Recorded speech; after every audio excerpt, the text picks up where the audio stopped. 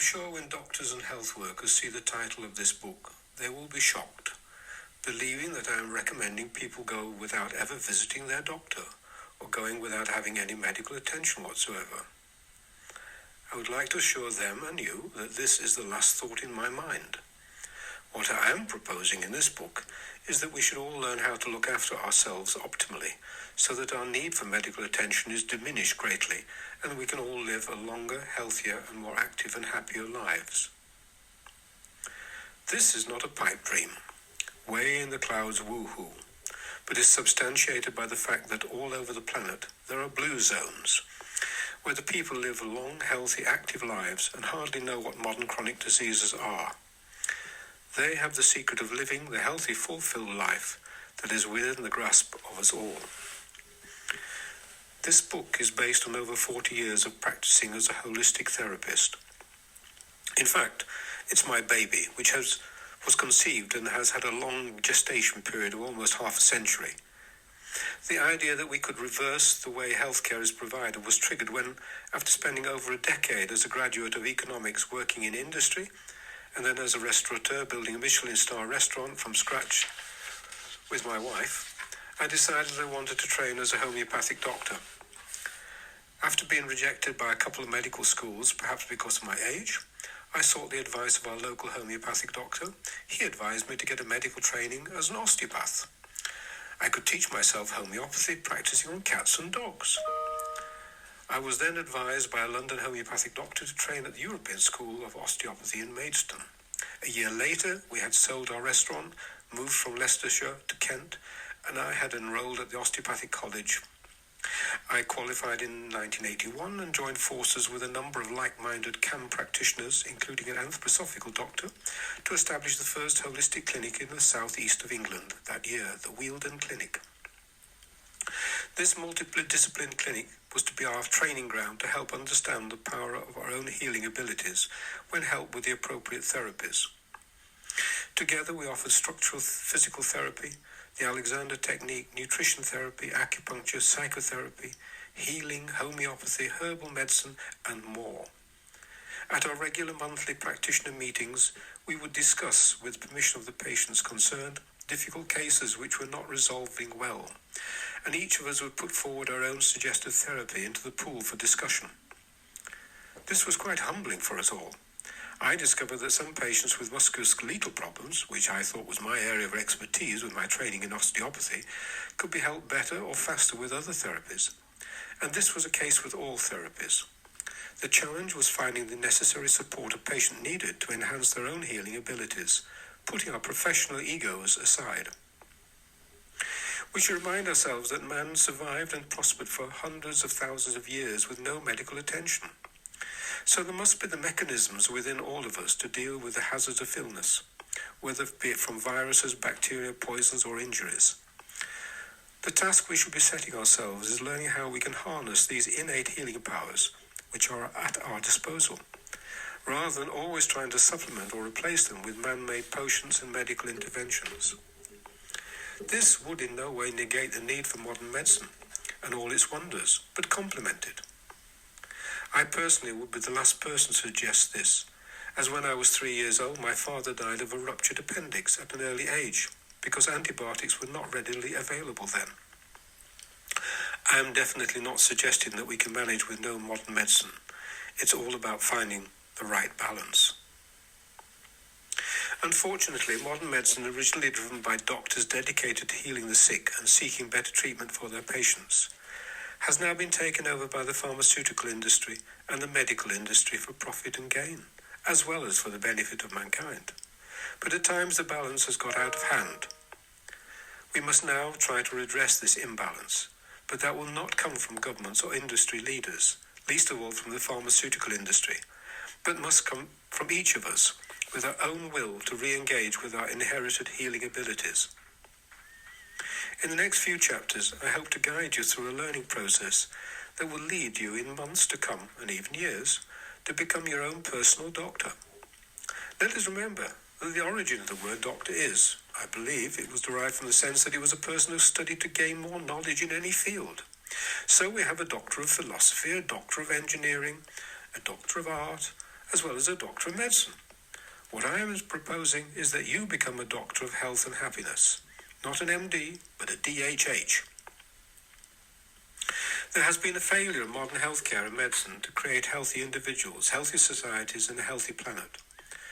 The remarkable advances in the treatment of diseases, of the technological wonders of diagnostic machines, and the rise of scientific research in every field of pathology that man suffers has not brought the rewards that should be expected. There is not a correlation between the increased resources spent on medicine and the resultant increased health of society. The leading country for investment in medical treatment is the USA, with a spend of 17% of its GDP. But rather than being the healthiest society by all medical measures, it ranks lower than other countries who spend only a fraction of that. The UK spends only 9% of its GDP and ranks 18th, compared with USA at 34th position. According to the 2019 Bloomberg Global Health Index ranking, Spain qualified as the healthiest country in the world with an overall score of 92.75 and only spending 11% of its GDP on healthcare, compared with the United States with its overall score of 75 ranking 34th. Spain boasts a life expectancy of 83.5 years, which is expected to rise to 85.8 by 2040 and be the highest in the world. Spaniards eat a Mediterranean diet filled with healthy fats and legumes, fruits and vegetables, and less red meat and processed food. Spain has the highest percentage of walkers in Europe, with 37% of people walking to work instead of driving. Only 6% of Americans walk to work. Additionally, Spain's universal healthcare program is very successful and has lowered the country's rate of preventable deaths to 45.4 preventable deaths per 100,000 inhabitants. This should surely tell us to look more closely as to how our governments fund healthcare, health promotion and medical provision to benefit from a better balance between medical intervention, health education and support. As individuals, we all need to learn how to take more responsibility for our own health by becoming our own doctor of health and happiness.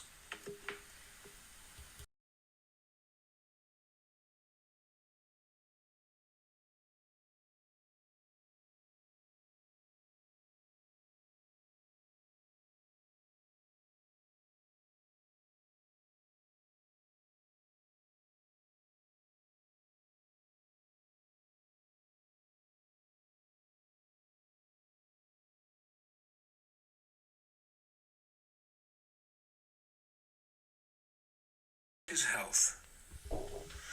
There is a Ministry of Health, a Department of Health. Surely, in the long view, there should be the Ministry and Department of Public Happiness. Lord Horder, 1871-1995.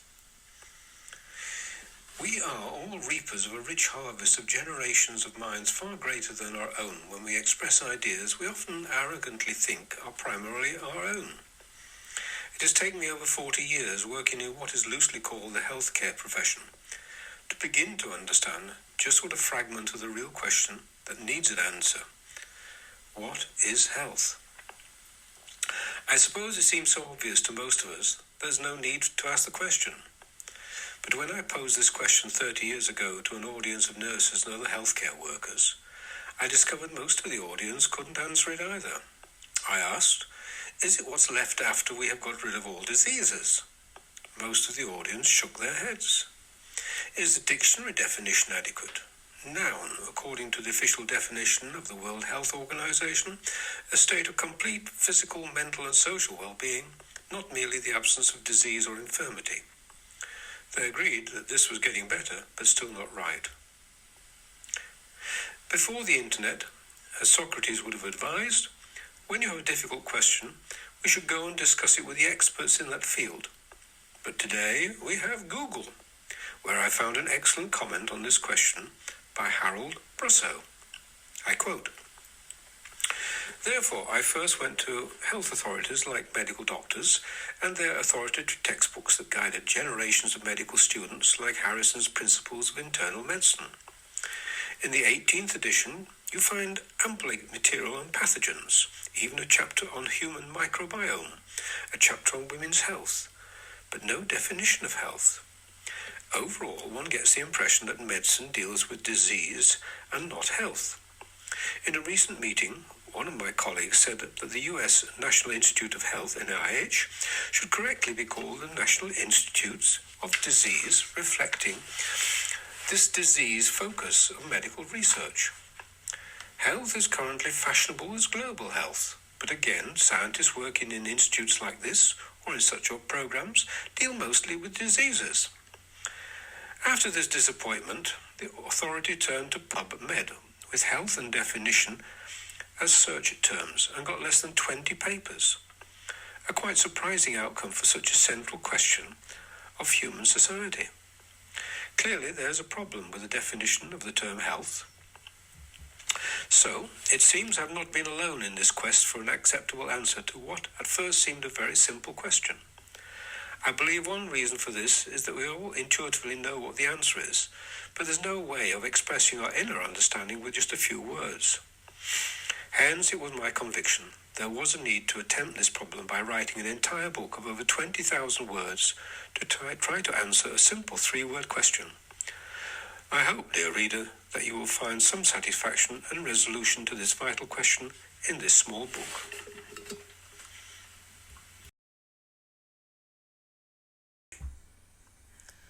This is a question that we don't often ask ourselves, perhaps because we think we know already, though that's not always true. Well, I am the physical product of my genes I inherited from my parents and ancestors. No, that's not true. It would be true, only true, if you had the same lifestyle, beliefs and thoughts of your parents in the same physical environment. The new science of epigenetics has proved that every gene has to be turned on by our environment, our internal and external environment. So we can't blame our parents' genes for who we are anymore. Okay, so I am my personality, how I relate to other people and events. No, that's not true either. We are only consciously in charge of our thinking, behavior and actions for about 5% of our waking hours. And 95% of the time our subconscious is in charge. And that was programmed mostly by our families before we were 7 years old. Our subconscious brain can process over 20 million environmental stimuli per second. But our conscious brain can only process about 40 environmental stimuli per second. Ah, yes, I know, I'm the person in my body. No, that's not true either. This will come as a shock to you and indeed to most people. Your body is an amazing ecosystem that relies for its survival on a vast number of microorganisms. Your body is a community of 30 to 50 trillion cells containing 23,000 genes. Now that's not enough genes to produce the vast range of proteins and nutrients your body needs. It is estimated we need over 100,000 genes. Despite the fact we are top of the evolutionary tree, we have fewer genes than many bugs or flies. A Drosophila fly has 60,000. Our genetic deficit has been made good by hosting a vast population of friendly bugs, bacteria, viruses, etc. that account for 10 times more cells than we already have in our bodies, accounting for over 300 trillion cells, if we are to be healthy. So in fact, we are only partially our body. So, who am I really?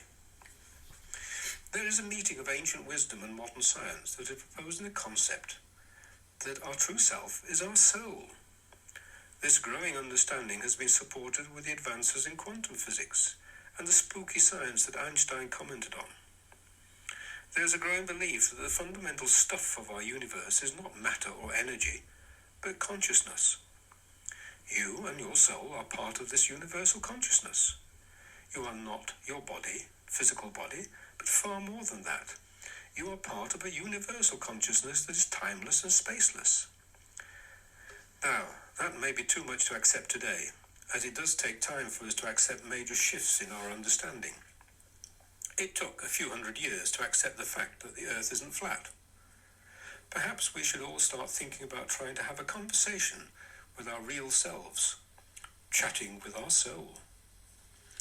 Like it or not, we humans are the product of millions of years of symbiosis with nature. That's how we invited all those microbes into our lives. When we live in contact and harmony with natural environment, we thrive. Our greatest error has been to progressively separate ourselves from nature in sterile, concrete, urban environments, and even see nature as the enemy against whom we have to wage a constant war. Despite the fact that of the known 30 million bacteria, only 100 are potentially harmful, we attempt to eliminate all bacteria and other bugs with our antibiotics, industrial chemicals, the sterilization of processed foods we eat, and even with the cosmetics we use. If we are to thrive and enjoy better health, we all need to learn to live closer to nature in the future. The old saying that no man is an island is indeed true. We are all connected to the whole natural world and the universe. That's who you are. You are the universe. Be your own doctor of health and happiness. Chapter 4. Are you a machine? It has become appallingly obvious that our technology has exceeded our humanity. Albert Einstein, 1847 to 1931.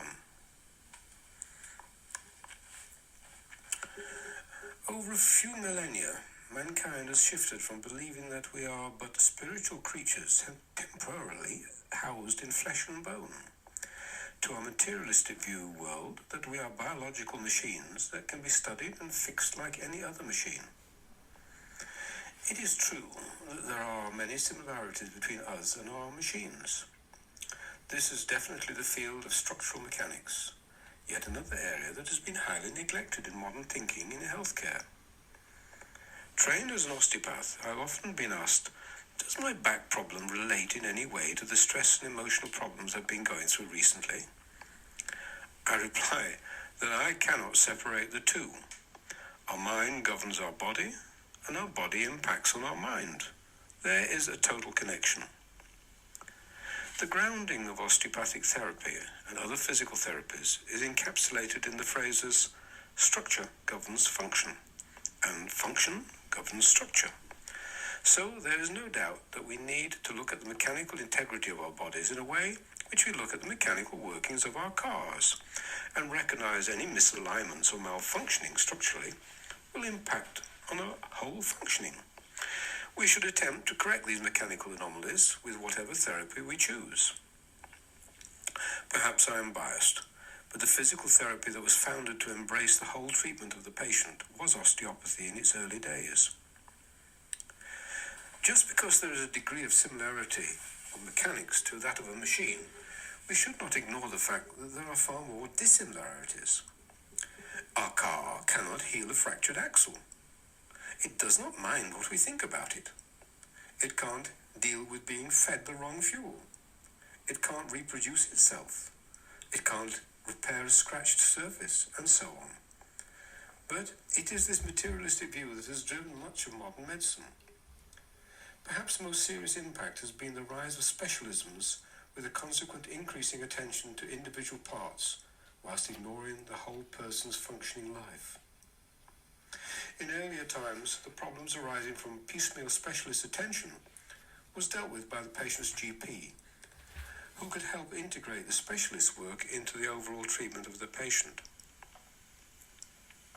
Today, it is not unusual to find several specialists working on a patient, often unaware or even unconcerned of their individual impact on the work of their colleagues or on the overall health of the patient.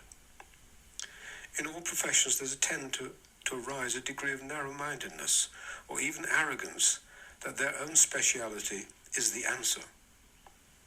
This was the greatest lesson I and my fellow practitioners learned working as a group in the Wealden Clinic 40 years ago. I like to think we all developed mutual respect for each other's speciality and learned the need to integrate all our efforts for the best outcome of the patient. The patient's GP now finds it almost impossible to understand the overall effects that specialist activity has on their patient, or feels uneasy and ill-equipped to question the experts. Here is a major difference between the fixing of a machine and a person.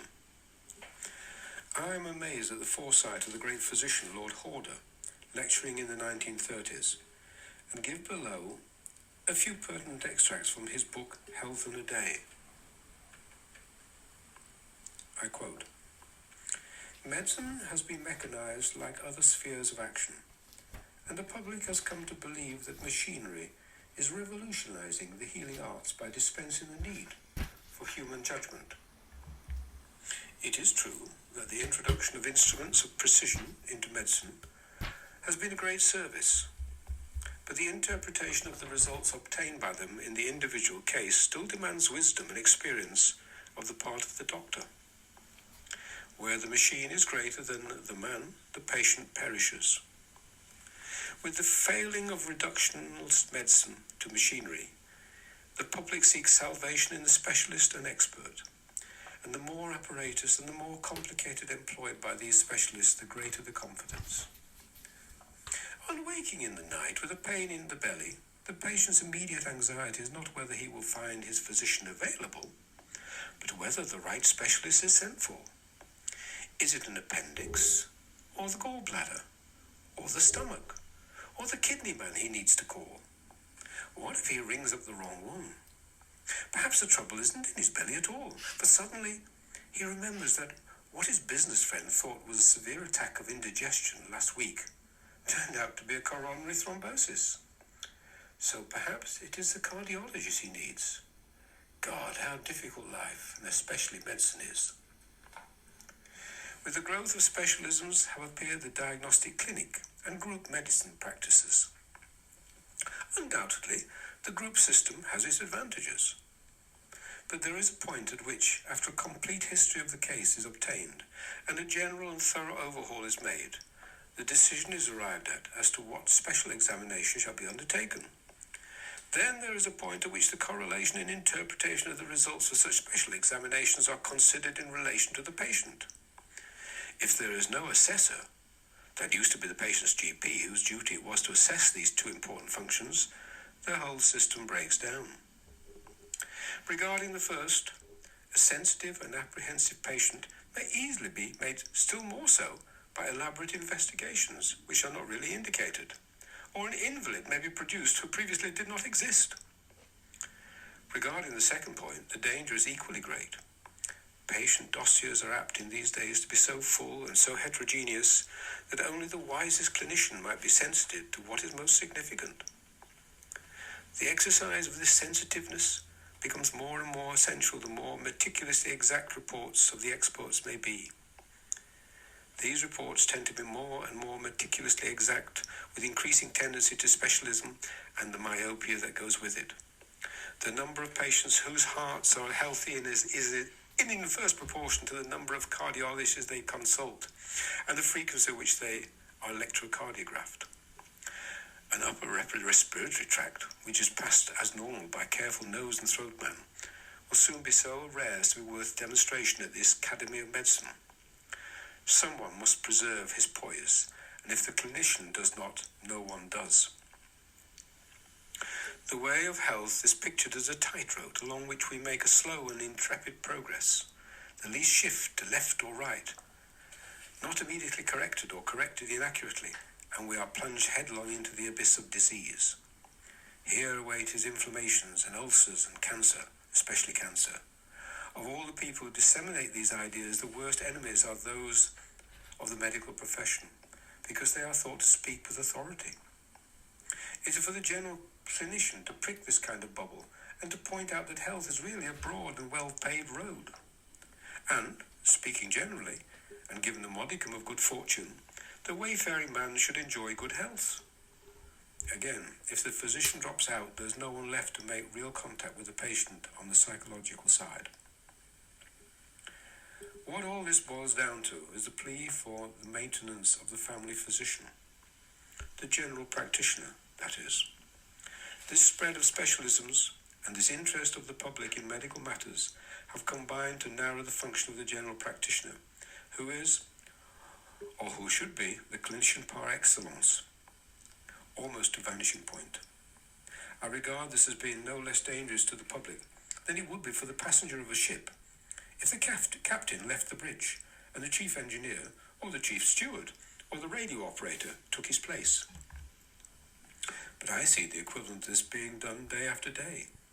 Whereas formerly the physician kept control of the case and exercised his judgment in deciding the program of treatment, he now all too often stands aside and allows his specialist colleagues to take charge, over the shoulders of whom, as it were, he gets an occasional and momentary glimpse of his patient. The specialist is there from the first one or a number, for it is not uncommon to see a patient being treated by a committee, just as though he were a banking concern, run by a board of directors. Only the patient is in a worse plight, because even the bank has its manager. Meanwhile, the patient's own knowledge has expanded in the medical field so that he knows a lot of technical terms, and quite often he can no longer tell the doctor of his symptoms in plain language. "What's the matter with you?" we ask him. "Blood pressure, doctor," he replies. No, but what are you suffering from?" "I told you, doctor, blood pressure." And since we must make a beginning somehow, we say, "Yes, but tell me, how is it affecting you?" "Oh, you mean my giddiness, or my headache?" And at last we are back at scratch. He carries the electrocardiographic tracing about with him and points out the deviation of the T wave from the accepted normal.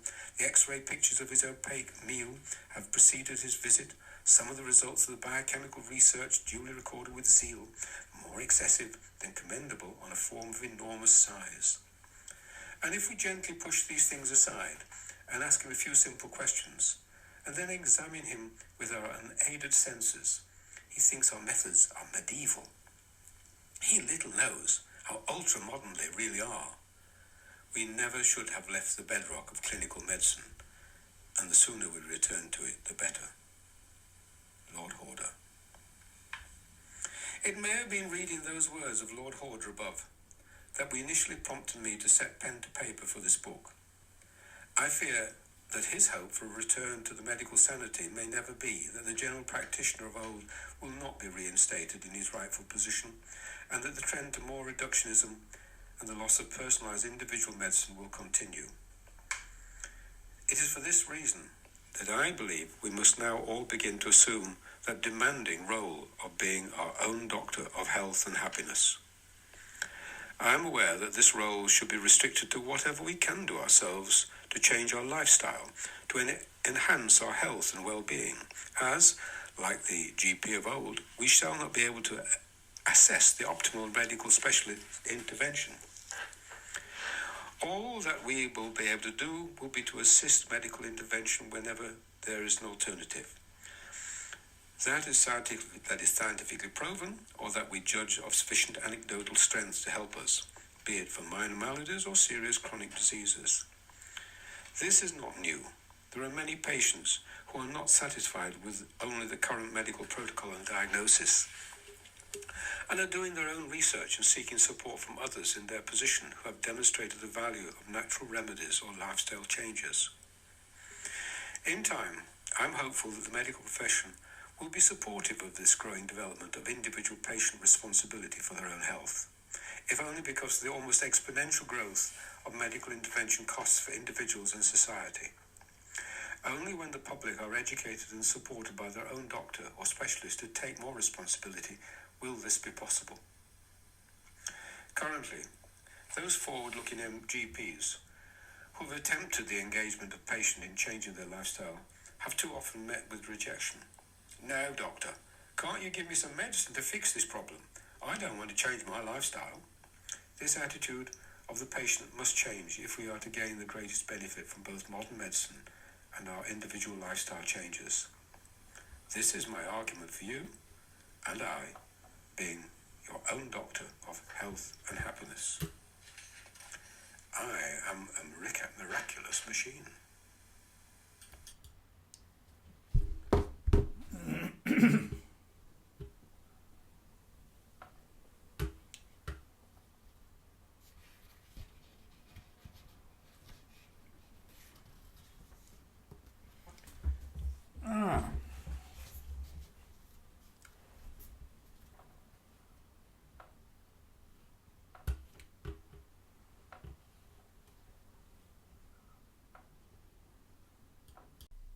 Chapter 5. are a miracle. There are only two ways to live your life. One way is as though nothing is a miracle. The other way is as though everything is a miracle. Albert Einstein, 1879 to 1955. It sometimes pays to stop and think and take note of where we are and who we are to gain a sense of the miraculous. You and I have inherited the evolutionary miracle over thousands of years, from single-celled creatures through all ranges of invertebrates, mammals, and others, to the point where today we see ourselves at the top of this evolutionary tree. Over those thousands of years, or even longer, we have developed a means of living, a means of survival, and a means of thinking that deserves a little more attention. Much of this incredible development has been due to a single concept that I like to consider, namely, response ability. Yes, it has been throughout those vast periods of time our ability to respond to our environment that has driven our ever-successful evolution. Remember that this process of evolution has not stopped, and that we are still very much in the process, each one of us, in our own lives. So what has this evolution given us as human beings? Perhaps the essence of this small book is attempting to answer this major question. It would be difficult to argue that we have not developed a remarkable ability to ward off and conquer diseases wherever they come from. Otherwise, we would not be here to tell the story. It would be difficult to argue that we have not evolved to understand how to live in our environment and thrive. Otherwise, you would not have reached the stage of our development. It would be difficult to argue that we have not evolved an ability to think beyond the mere necessity of survival. Otherwise, we would not have developed all the mental skills and abilities in science and art that we enjoy today. For most of this journey, as humans, we had no medical support in this process of survival, which surely means that we all have the means and necessary abilities to live long, healthy lives so long as we learn to respond intelligently to our environment, so long as we become responsible individuals. This is no simple achievement, as it will include evaluating all those things in our environment that may be affecting us adversely or beneficially, and choosing the right ones to correct, avoid, or enhance. I'm sure for primitive man, this was almost second nature. Some have argued that this is exactly why we have developed a huge, complex brain. As hunter-gatherer, we had to have a truly encyclopedic knowledge of all the fauna and flora, which leaves, berries, shoots, or roots were good to eat, and which were poisonous. How to track down animals, grubs, or insects that could be caught or found without too much effort. How to shelter from the seasonal changes of weather, and how to avoid even invisible health hazards of diseases. Sadly, modern man has lost conscious awareness of this encyclopedic knowledge and has increasingly become reliant on our survival with advice and direction from others, and especially to modern medical intervention with drugs or surgical work. We have almost entirely lost our ability to respond intelligently to our environment. We have become irresponsible. The good news is that despite our loss of responsibility, we still have all those ancient inherited abilities to use and support our daily lives. This is the miraculous legacy we all have. Our innate healing powers to repair tissue damage, to combat harmful viruses or bacteria, to extract all the complex nutrients from our food and deliver exactly the nutritional requirements to every specialized cell in our bodies, to maintain our body temperature, our blood circulation, our breathing at just the right levels, and far more. All this with the integration and help from thousands of beneficial bacteria, viruses, and other microorganisms that we are naturally hosting. We must all start to become more aware of our miraculous capacity for healthy living and to support it in our lifestyle. This does not mean we should reject all our modern medical discoveries in healthcare, but we can enjoy both our inherited capabilities and our modern aids. Surely this would be a win-win approach. There's a growing body of well-documented, scientifically tested, spontaneous remissions, Patients recovering from incurable diseases without medical intervention.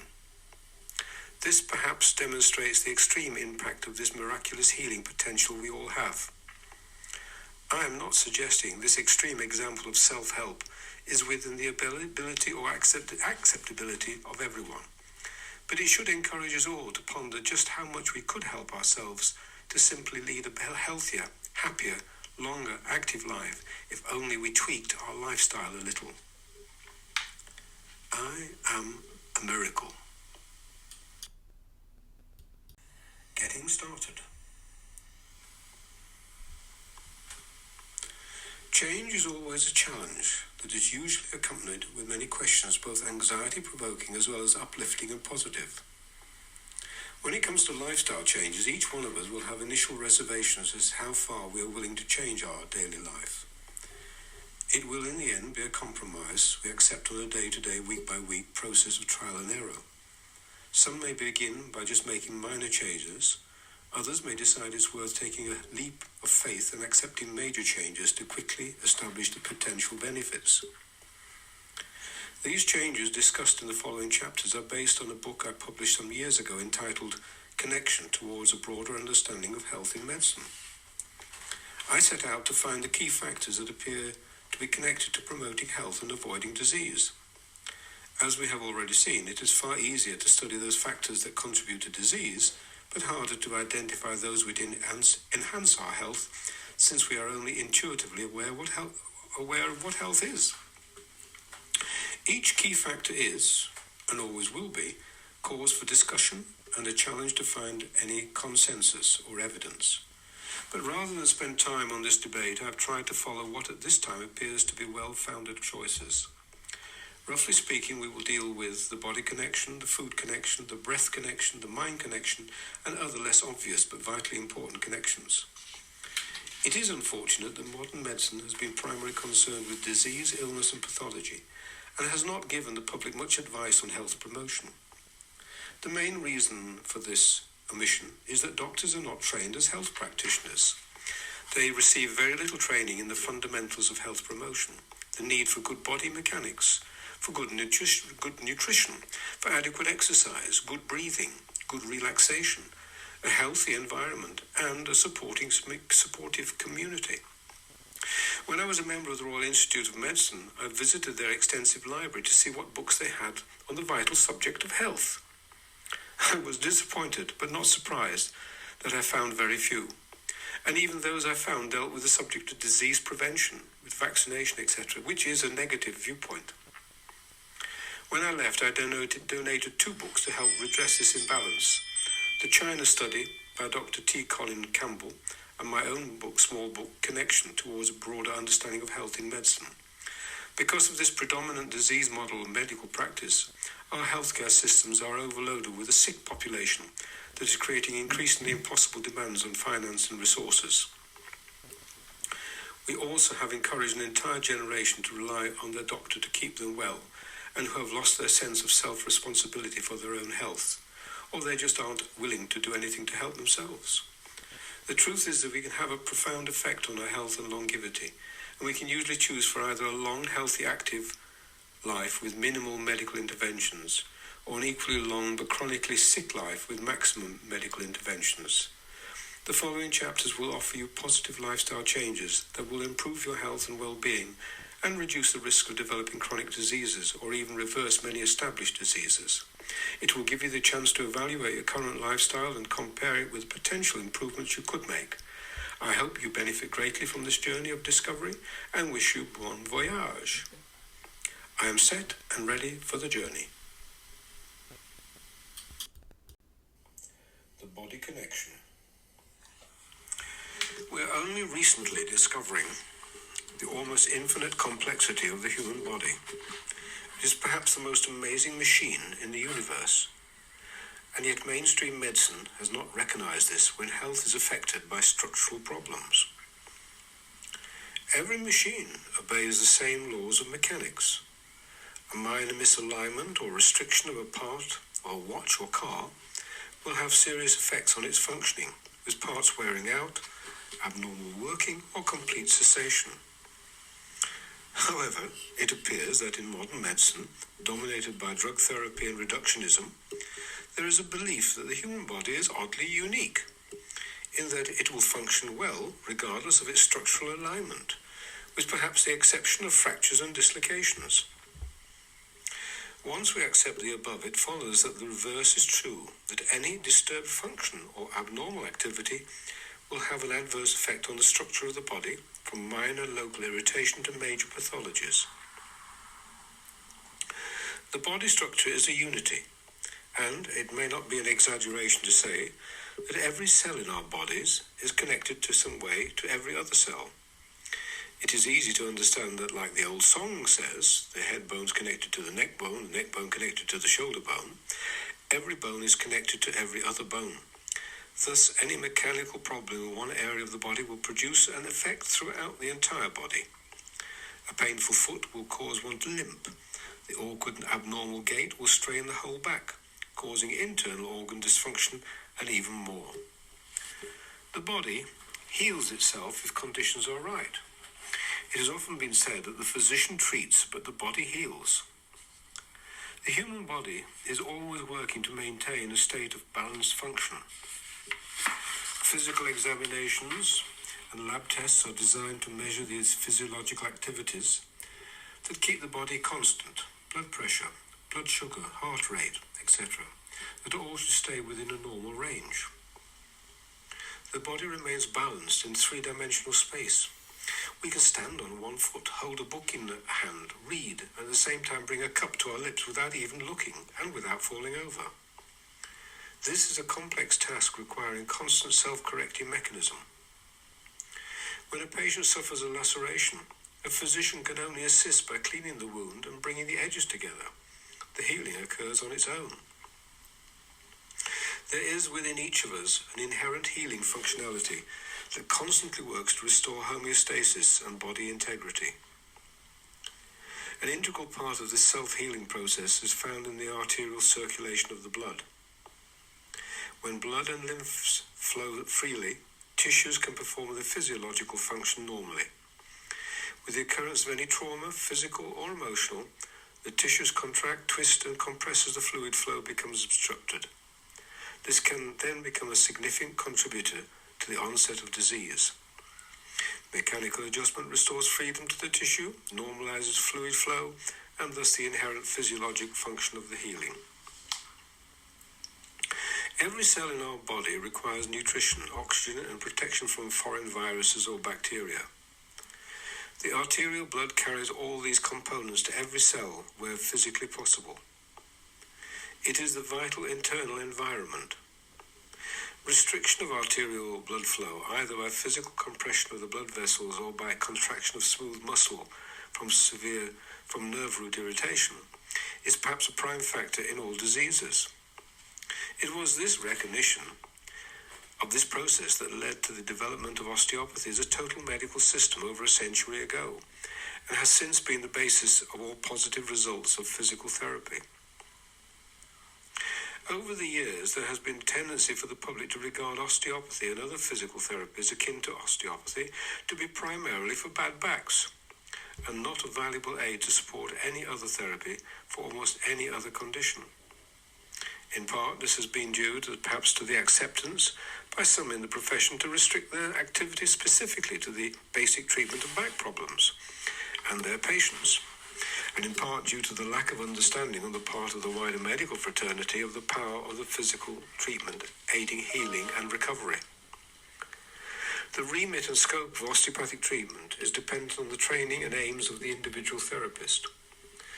Some therapists have expanded their range of treatment modes to cranial osteopathy, functional release work, postural correction, and dare I even say its psychological impact on the body. I wonder how many people would consider any of the following situations for visiting an osteopathic practitioner. An irritable baby troubled with colic and poor sleep. A person with long-standing discomfort and restriction following a simple strained ankle. A young person with crooked or crowded teeth.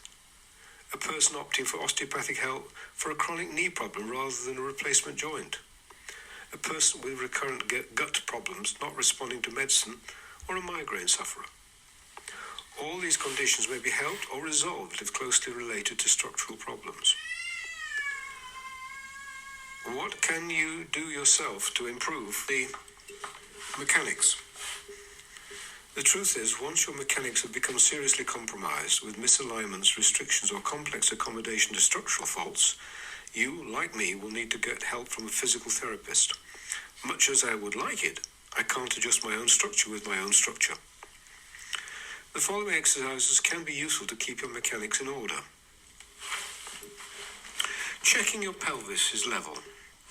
When the pelvis torsions, it causes the hip joints to rotate in a way that you can see when lying on your back on the floor. Lay flat on the floor with your legs straight and notice whether your feet are placed symmetrically. If your right foot rolls out further than your left, it usually indicates your pelvis is twisted. Your pelvis has gone forward on the right and backwards on the left. This may be due to restrictions in the lumbar vertebra that you will need structural attention for. The PISA pelvic exercise. If your pelvis appears level or after you have had structural treatment to make it so, you can help keep it from tilting in the future with a simple 30-second daily exercise. This exercise involves lying on your back, taking hold of your right knee and pulling both hands toward your chest sufficient to stretch the posterior muscles and ligaments on your right side of your pelvis for just 30 seconds. Then release. End of exercise. I began by trying this on myself and now can maintain a level pelvis this way for over a year, which is good for me, as before I used to need a treatment and pelvic adjustment every few months. There are no adverse side effects, except it might affect your osteopath's business adversely, as you will be able to go longer between treatments. Simple to do in bed or lying in your bath, so why not try it yourself or even tell your friends about it? I do. Remember, this is an intentionally asymmetric exercise, just on the right, as almost 99% of pelvic twists are forward on the right. You will need to listen to my podcast, the PISA pelvic exercise, to understand why. The suboccipital release. 2 old tennis balls in a sock. To help relaxation or to reduce a stress headache, this exercise reduces the tension at the base of the skull, thereby reducing irritation to the large vagus nerve and improving circulation of the blood to the head.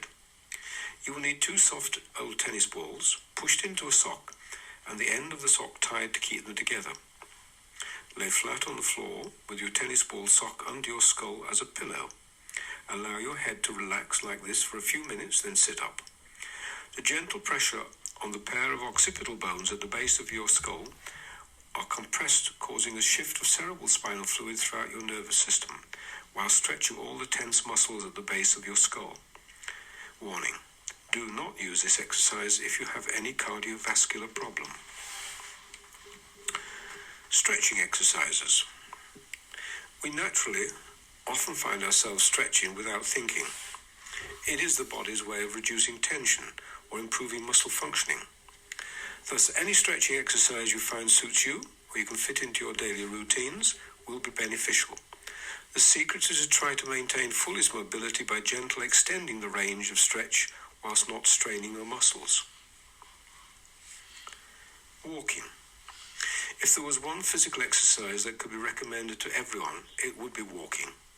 It is what we were designed for and what activates our entire musculoskeletal system and physiology, as well as being very beneficial to our mental health.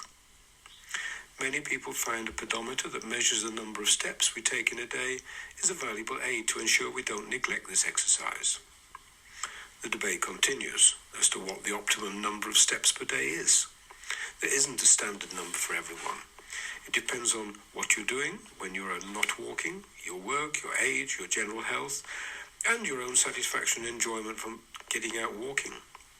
As a rough guide, I would suggest a minimum between 2,000 and 5,000 per day, and regard anything over 5,000 as a health bonus. Postural improvement. Staring at our smartphones, computer screens, and sitting in office desks all tend to lead to bad posture. From my own experience, old age can easily cause us to become more stooped if we are not made aware of it, of our posture. If your work involves staring at a computer all day and normally wear varifocals or bifocal glasses, make sure you get a pair of glasses for your computer work. Otherwise, the constant tilt backwards of your head will generate neck problems for you.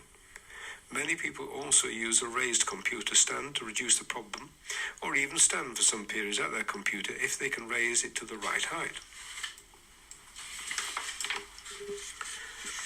The model of good posture and body use is there for all of us to see in any 2-year-old child.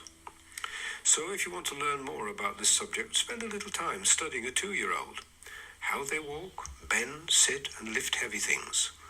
Only when we start to make them sit quietly in the wrong seating, at the wrong height table, and tell them to stop fidgeting, do they begin to learn our bad habits. I believe the best schools in Sweden adjust the seat and desk heights for their children as they grow. It's a good mental image to think of the invisible thread lifting us upwards from the top of our head to the heavens, what I call levity, that balances the other force that keeps us grounded to earth we call gravity. Levity is light, uplifting and happy, to balance gravity that is heavy, depressing and even sad. Have you noticed how most people, when unhappy, stoop forward, but when happy, stand tall and upright? That's my levity and gravity working. The scope and work of physical medicine is beyond this small book, and I would suggest readers might like to gain more insight into this subject by accessing my e-book, The Body Connection. I have an amazing and miraculous body. The Food Connection. Let food be thy medicine, and medicine be thy food. Hippocrates, 400 BC. Would it make good sense to change your lifestyle and eating habits if all or most of the following benefits could be gained? To live a longer, healthy and active life, to look and feel younger, to have more energy and vitality, to lose weight if you're overweight, to lower your blood cholesterol, to prevent or reverse heart disease, to lower the risk of developing prostate, breast or other cancers, to preserve your eyesight in later years, to prevent and reverse diabetes, to avoid surgery in many instances, to vastly decrease your need for pharmaceutical drugs, to keep your bones strong, to avoid impotence, to avoid a stroke, to prevent kidney disease, to lower your blood pressure, to reduce the risk of Alzheimer's disease, to beat arthritis, and much more. The results are unmistakable. Change your diet and dramatically reduce your risk of cancer, heart disease, diabetes, and obesity. The choice is literally in your hands or on your knife and fork. If you believe it would be worth and make good sense to check your eating habits considering the above potential benefits, then the question arises how? Traditionally, most people wanting to understand and have advice on their diet have needed to consult a professional nutritionist. Where there are complexities in the health of an individual, this still may be the best route. But for most of the public, there's a very simple and free alternative as described below. There is a questionnaire called the 4-Leaf Survey that will give an adequate assessment of the quality of your diet with regard to its impact on your health and disease. The underlying assumption is that for most people, a whole plant diet is best for health and for protecting ourselves from disease. For those who want to learn more about the science behind this presumption, I would recommend they read a book by Dr. T. Colin Campbell, The China Study, as a starting point. It was, in fact, this book that totally changed my understanding of nutrition in health and disease and led me to routinely screen all my patients for dietary quality. I have always been a lover of simplicity, and the 4-Leaf Survey diet check meets that requirement. Usually, when there's a question about diet, most people will have several consultations with a nutritionist to establish a detailed analysis of the current diet, to identify any nutritional excesses or deficiencies, and to adjust their diet to deal with any specific health problems. This approach can be costly and time-consuming, and often leads to the prescription of many supplements to micro-control the body's digestion and assimilation processes. It has been my experience that for most people, great benefits can be achieved with a 4-leaf survey, and by answering a dozen simple questions in just a few minutes, you will have a valuable measure of the quality of your diet and indications on how to improve it. In essence, what this survey does is to give a good estimate of the percentage of your daily calories you get from whole plant foods, which in turn is closely correlated to how your diet is either health-promoting or disease risk-generating. The way to improve your overall nutrition can then be easily seen from the questionnaire itself. It gives a score that can be from -40 at worst to +40 at best. And by repeating the questionnaire as you change your diet, you can immediately see whether you are heading in the right direction. The high negative score is very close to SAD, the Standard American Diet, based on plenty of meat, dairy, refined foods, convenience foods, snacks, fizzy drinks, and creamy rich desserts in large portions. Whereas the high positive score is related to a diet which is principally based on vegetables, fruit, pulses, grains, legumes, nuts, seeds, tubers, all unrefined and in great variety. The middle score of -10 to +10 is very much the meat and 2 veg variety of diet. Dietary information and guidelines on whole plant nutrition. Note, most people don't need a rapid shift in diet, but rather a steady change over weeks makes more sense. Old eating habits are not easy to change. We have a table which gives a very simplified risk assessment of various mixed diets, from a typical Western mixed animal, dairy and plant diet to a 100% whole plant diet. Note that even a 100% whole plant diet does not guarantee freedom from any health risk. A very small percentage is due to genetics, environmental factors, etc. Likewise, a 100% animal-based diet does not guarantee development of major diseases, just as some people have lived well to 95 years of age, smoking 40 a day and heavy drinking, but they are the exception. The Standard American Diet, the SAD diet, scores -20 to -40. The UK diet of meat and 2 veg scores 0 to -10.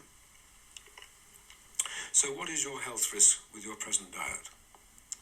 The potential risk of such diseases as Alzheimer's disease, autoimmune diseases, angina, bowel cancer, breast cancer, CHD, diabetes, hypertension, liver cancer, lupus, MS, stroke, osteoporosis and prostate cancer, rheumatoid arthritis, and many more diseases closely linked to our diet. If your 4-leaf survey score is +30 to +40, there's minimum risk of chronic disease. +20 to +30, low risk of chronic disease. +10 to +20, below average risk of chronic disease. +10 to -10, average risk of chronic disease. -10 to -20, above average risk of chronic disease. -20 to -30, high risk of chronic disease. And -30 to -40, maximum risk of chronic disease. A simple guide to healthier eating, recommendations. This is broken down in my book into 3 groups, Group A, B, and C. Group A is basically all vegetables, fruit, starch-rich foods, pulses, beans, mushrooms, dried fruits, cereals and grains, whole that is, and nuts and seeds. Eat as all you want with lots of variety of any of all these plant-based foods. Group B, try to minimize the following: refined carbohydrates, vegetable oils, and fish. Group C, reduce or avoid where possible meat, poultry, dairy, eggs, non-food, such as sugary, salty snacks full of non-food ingredients, fun drinks, such as full of sugar and artificial flavors and colors. Practical advice and help. 1. Try to increase Group A foods before eliminating Group C foods. 2. Ensure you increase the variety of foods you eat. The simplest and the surest way of ensuring you get all the nutrients your body needs is to be constantly adding new foods to your diet. 3. Replace milk with any plant-based alternatives, soya, oat, almond, coconut, cashew, etc. 4. Try to eliminate dairy first in Group C, whilst reducing the portion size of meat, replacing some with fish. 5. You can access the 4-leaf survey to update your score online at www.number4leafsurvey.com or use the quiz on the Food Connection section of my website www.totalhealthmatters.co.uk. 6. Remember, our eating habits have often been with us for decades, and to make major changes is a challenge. Those with no major health problems can make small progressive changes over weeks or months, but those people with major health problems should try to effect the change to a whole plant diet as quickly as possible to gain maximum benefit. But note, with no meat or fish in your diet, you may need a B12 supplement. 7. One of the problems many people meet when making these changes is what can we cook now? Download an excellent app, Forks Over Knives, with good recipes, or visit www.pcrm.org/health/diets/recipes. How good is your current diet? Here again, there's a table in my book which breaks down food groups and the content of vitamins, calcium, fiber, protein, cholesterol, fat, and calories per pound, and nutrient density. Some dietary questions answered. Whole plant diet versus a mixed dairy and meat diet. Is there sound evidence that most modern diseases are diet-related and that a plant-based diet reduces risk? Yes. Diabetes, heart disease, strokes, Alzheimer's disease, and many cancers all have strong links to diet. Does our diet affect our cholesterol levels? Yes. A plant-based diet lowers it and it contains no cholesterol. A dairy meat diet is the main source of cholesterol in any diet. Do we need meat to ensure we get adequate protein? No. Protein content per 100 calories is the same for both diets. Can we get enough iron from a plant-based diet? Yes, indeed. 10 times more iron in a plant-based diet than a dairy meat diet. Is it possible to live a healthy life just on plants? Yes, only B12 and vitamin D supplements may be needed for some people. Do children need dairy produce for growing bones? No. There is double the calcium content in a plant-based diet compared with a meat and dairy diet.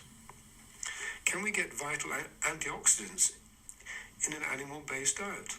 No, almost nil in a dairy and meat diet, and a plant-based diet is the only significant source of these vital nutrients.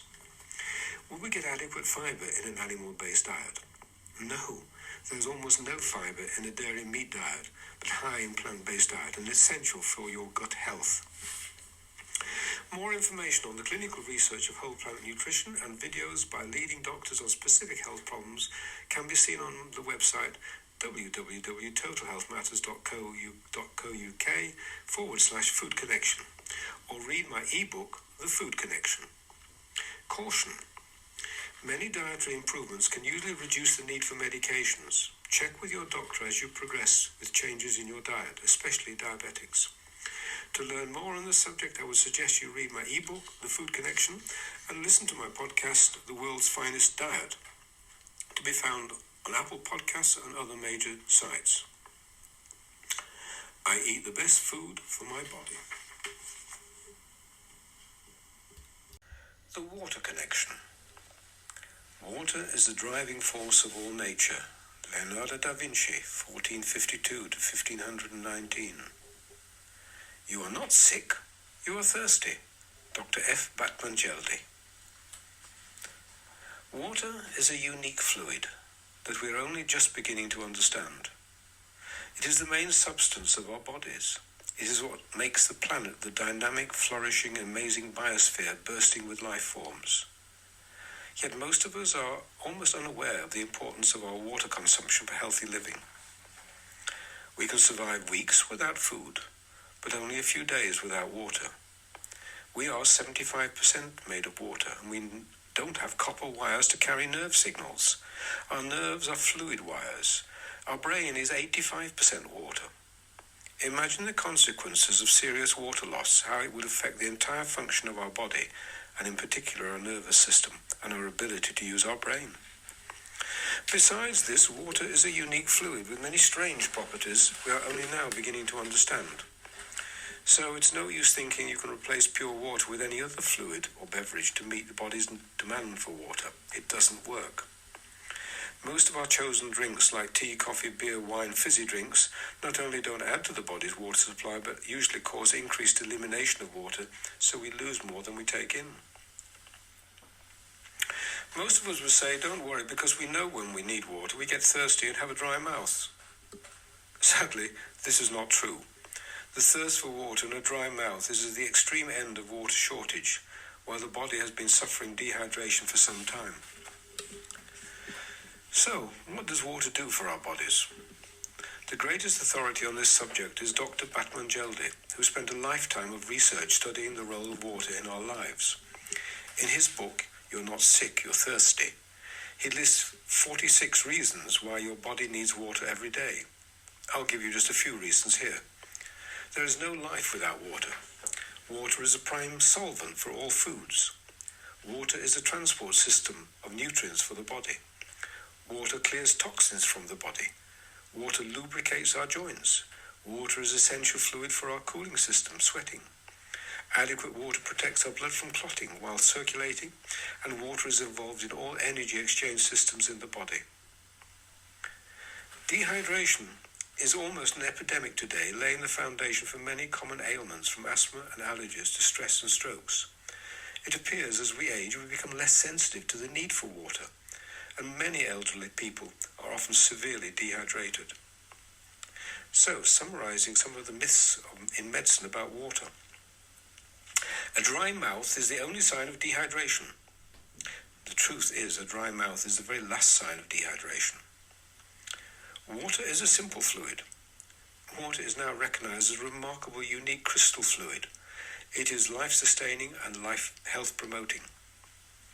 The body can regulate water needs and intake. Our perception of thirst is not reliable. As we get older, it fails us. Any fluid can replace water. Most other fluids, tea, coffee, fizzy drinks, alcohol, etc., not only do not replace water, but may cause loss of water. Every day the body becomes short of 6 to 10 glasses of water. Advice. Drink water before eating. Always drink water when thirsty, even during a meal. Drink water 2 to 3 hours after a meal. Drink water first thing in the morning to correct for the loss during sleep.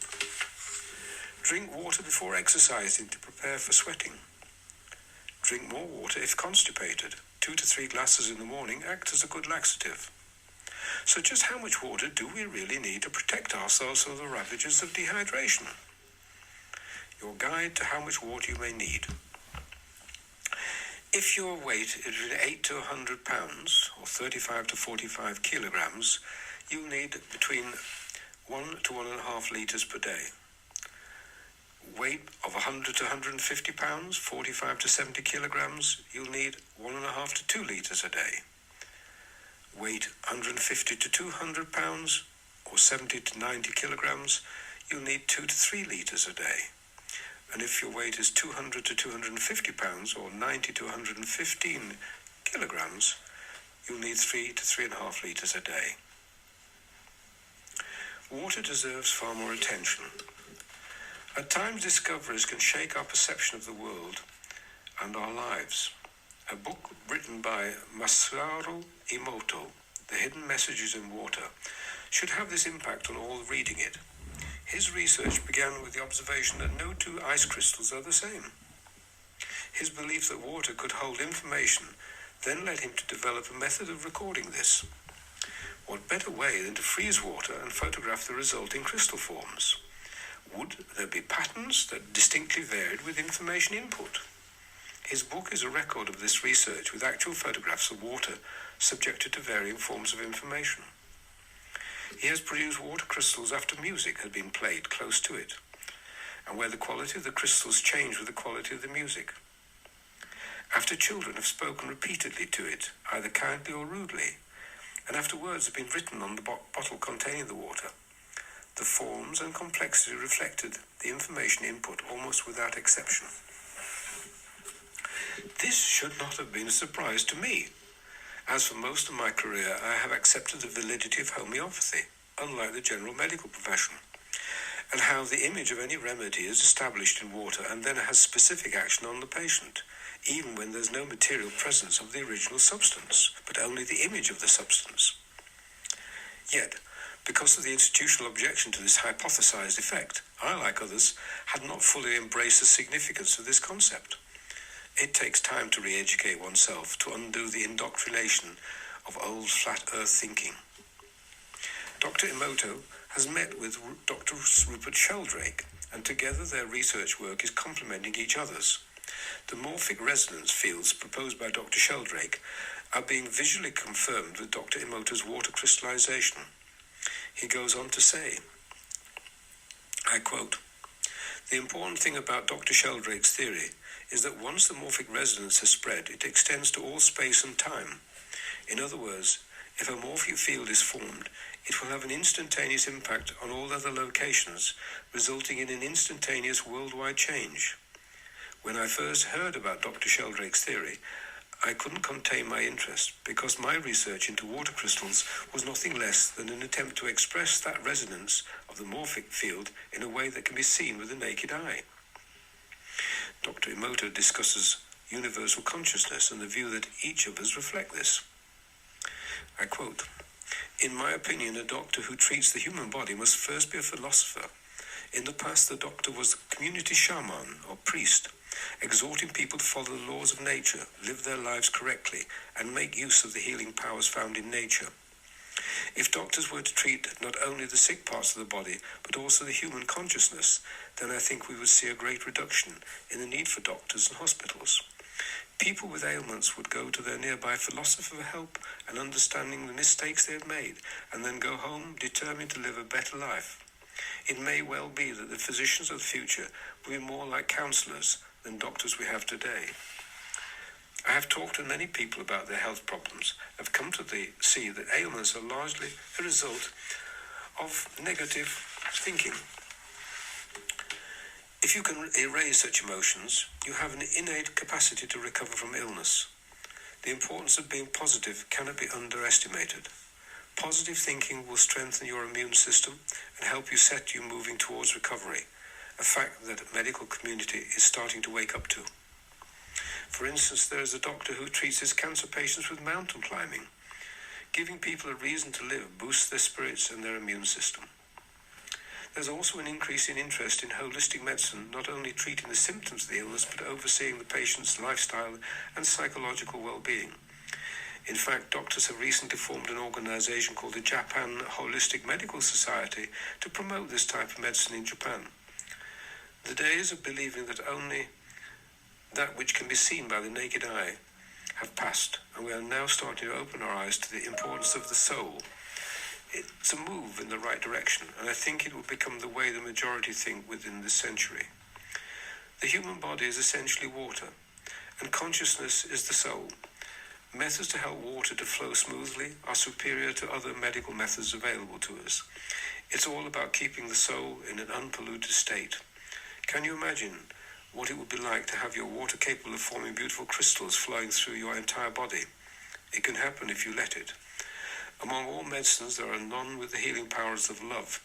Since I came to this realization, I've continued to tell people that immunity is love.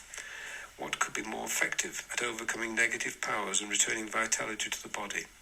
However, I have recently felt the need to change my terminology fully. I now know that it is not love alone that forms immunity, but love and gratitude. I drink all the water I need. The breath connection. The perfect man breathes as though he is not breathing. Lao Tzu, circa the 4th century BC. The more you breathe, the nearer you are to death. The less you breathe, the longer your life. Professor Konstantin Buteyko, 1923 to 2003. It has taken me my whole career working as a therapist to eventually recognize the proverbial elephant in the healthcare room. It is curious, too, that the animal of this proverb is the elephant. As the elephant is long-lived, has an amazing nose for breathing, has remarkable teeth that form the tusks, lives entirely on plant food, and lives in close family community. all these elements of this animal have a bearing about the breath connection. It would be difficult to argue that breathing is not the most important activity in our lives. We can live without food for 3 weeks, without water for 3 days, but without breathing for a mere 3 minutes. We arrive in this world with our first breath and a cry, take about 500 million breaths during our stay, and leave with a sigh. However, modern medicine shows little interest in breathing unless we present with some serious pathology that affects it, and generally your doctor won't check your breathing should you visit for a health check. The elephant, like all mammals, including you and I, has an allotted 500 million breaths, but he breathes quietly and slowly and often attains a ripe old age of over 100 in good health. He, like all mammals, habitually breathes through his nose that further ensures a long, healthy life, as we shall see later. Although he may have remarkably overgrown teeth as tusks, he, like other mammals, won't need orthodontic work for crooked or crowded teeth. His wholly plant-based diet aids his health, and finally, his close family group provides the ideal support during his early years and in old age. Another interesting thing about breathing is that we don't all eat from the same plate or drink from the same cup. But we all share the same air when we breathe. Surely breathing is the most sociable thing we do. When we take a breath of air in, we will be inhaling a little of the exhaled air of every living person and animal on the planet. Now that's quite a breath connection if ever there was. I suppose it is because we never need to think about our breathing, as it is wholly automatic and mainly unconscious activity, that we naturally give little or no attention to it. We may be more concerned about what we drink and eat, since we know we can get this so badly wrong that it can make us ill. But I'm not sure most of us considered it matters how much or how we breathe, or so long as we do. Yes, we do breathe to stay alive, but the function of breathing is primarily to ensure every cell in our body is oxygenated adequately. It's not about getting air in and out of the lungs as much as possible to have plenty of oxygen, as we live in a sea of oxygen. 20% of the air we breathe in and 16% of the air we breathe out is oxygen. If this were not so, it would not be life-saving to give mouth-to-mouth resuscitation to provide oxygen to somebody who has stopped breathing. Carbon dioxide, far from being a waste gas, could be regarded as the hormone par excellence that is responsible for the functioning of almost all the body's chemistry. There is no living thing on the planet that can survive without carbon dioxide. A good illustration of this fact is when we marvel at some great oak tree of hundreds of years old, and remember it's made mostly of carbon dioxide and water. The breaths from the sheep and the shepherds over those years and other animals supplied a large part of its food for growth. There is no life as we know it without carbon dioxide. When we digest our food and expend energy, we generate large quantities of carbon dioxide. And it is also true that we need to remove the excess carbon dioxide. But far from being a waste gas, carbon dioxide is vital for all life. We would not survive without it. In fact, its prime importance for our survival is demonstrated by the fact that our breathing rate is not governed by the level of oxygen in our body, but by the level of carbon dioxide. So carbon dioxide is not the nasty, lethal gas we have been led to believe, but the very foundation of our life. My experience of over 40 years treating patients and checking their breathing is that over 75% breathe badly, and this fact contributes to their health problems, either principally or to a significant extent.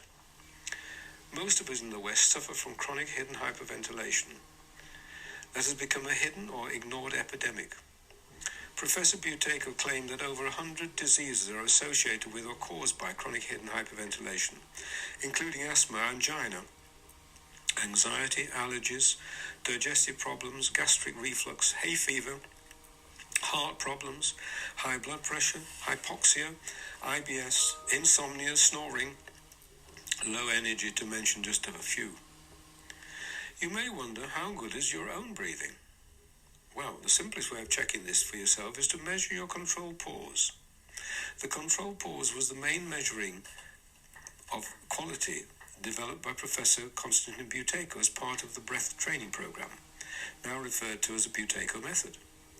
To measure your control pause, you will need some form of timer, stopwatch, your smartphone, or use the video timer on my website. Sit quietly and relax for a few minutes to establish your normal breathing pattern at rest. Keep your mouth closed all through the test, only breathing through your nose. Take a full breath in through your nose, and when you breathe out, start your timer or stopwatch. You may gently hold your nose to ensure you don't accidentally breathe in at this stage. When you feel the need to breathe in, remove your nose hold, check the timer. The number of seconds you are able to hold your breath comfortably is a measure of your controlled pause. This breath hold should not be stressful or forced. We have a table which gives you an evaluation of the measure of your control pause. If you achieved 45 to 60 second breath hold comfortably, your breathing is excellent, you need not worry. 35 to 45 seconds, you have slight overbreathing. 25 to 35 seconds, moderate hyperventilation. 20 to 25 seconds, high hyperventilation affecting your health. 15 to 20 seconds, serious hyperventilation. 10 to 15 seconds, severe hyperventilation. And less than 10 seconds, critically poor breathing. If you have a controlled pause of under 30 seconds, you may want to begin training yourself to improve your breathing. The notes following will give you some outline of how you can go about this.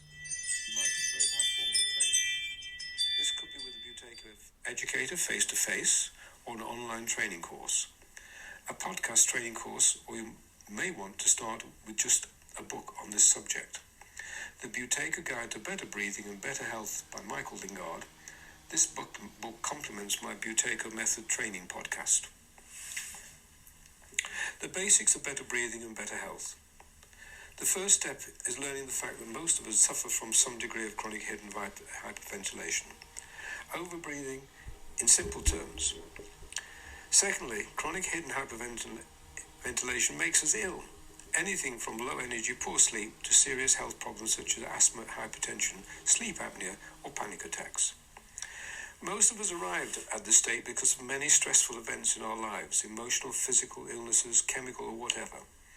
Any stress triggers a primitive response called the fight-flight syndrome that once protected us from saber-toothed tigers, but today is not so useful and more often has an adverse effect on our health.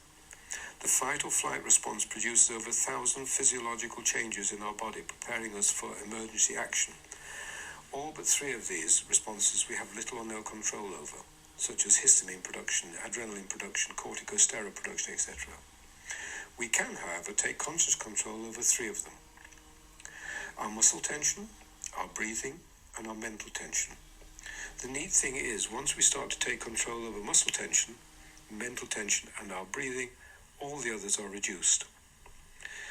There's a very detailed physiological explanation for the benefits of better breathing that you can learn about later. Right now, all you need to know is that chronic hidden hyperventilation causes us to lose carbon dioxide. Carbon dioxide, far from being the deadly gas many of us led to believe, is, as we know, an essential stuff for all living things. We'd be dead without it. We need around 6% in our bodies to function well. Carbon dioxide is so important to our life that our breathing is governed by the level of carbon dioxide in the blood and not by levels of oxygen. Receptors in the brain measure the level of carbon dioxide and adjust our breathing accordingly. If too much, we're made to breathe more to wash out the excess. If too low, we are made to breathe less to conserve it. With chronic hidden hyperventilation, our receptors have been set too low, a level of carbon dioxide, and much of our breath training will be to correct this, returning them to normal. Low carbon dioxide levels cause A. Spasm of smooth muscle wrapped around all hollow organs in our body, blood vessels, airways, bladder and gut, etc. B.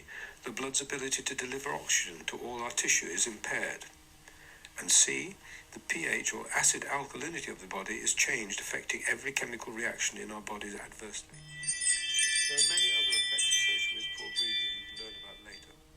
So how do you correct your breathing if you need to? First, you need that simple measure of your breathing. based on the very simple checks you can do yourself, the control pause and pulse measurements. The control pause is a measure of your maximum comfortable breath hold in seconds after a normal exhalation and while at rest. Effectively, it measures how well your body is oxygenated. If it's well oxygenated, you don't need another breath for some time. If poorly oxygenated, you will need to take the next breath almost immediately. The pulse is a measure about your wrist or neck, counting the number of beats in 15 seconds multiplied by 4 to give you a number of beats per minute. Before you start retraining your breathing, please note that breathing has a powerful effect on our entire body, and therefore any exercises should be done with caution. If you have a history of any serious condition, including diabetes, heart disease, hypertension, psychotic conditions, severe asthma, etc., you're advised to do only breath training with the support and supervision of your doctor, health professional, or Buteyko educator. This also applies to anyone with a CP or control pause of under 15 seconds. Now you can begin. Try always to breathe through your nose, breathing in and out through it.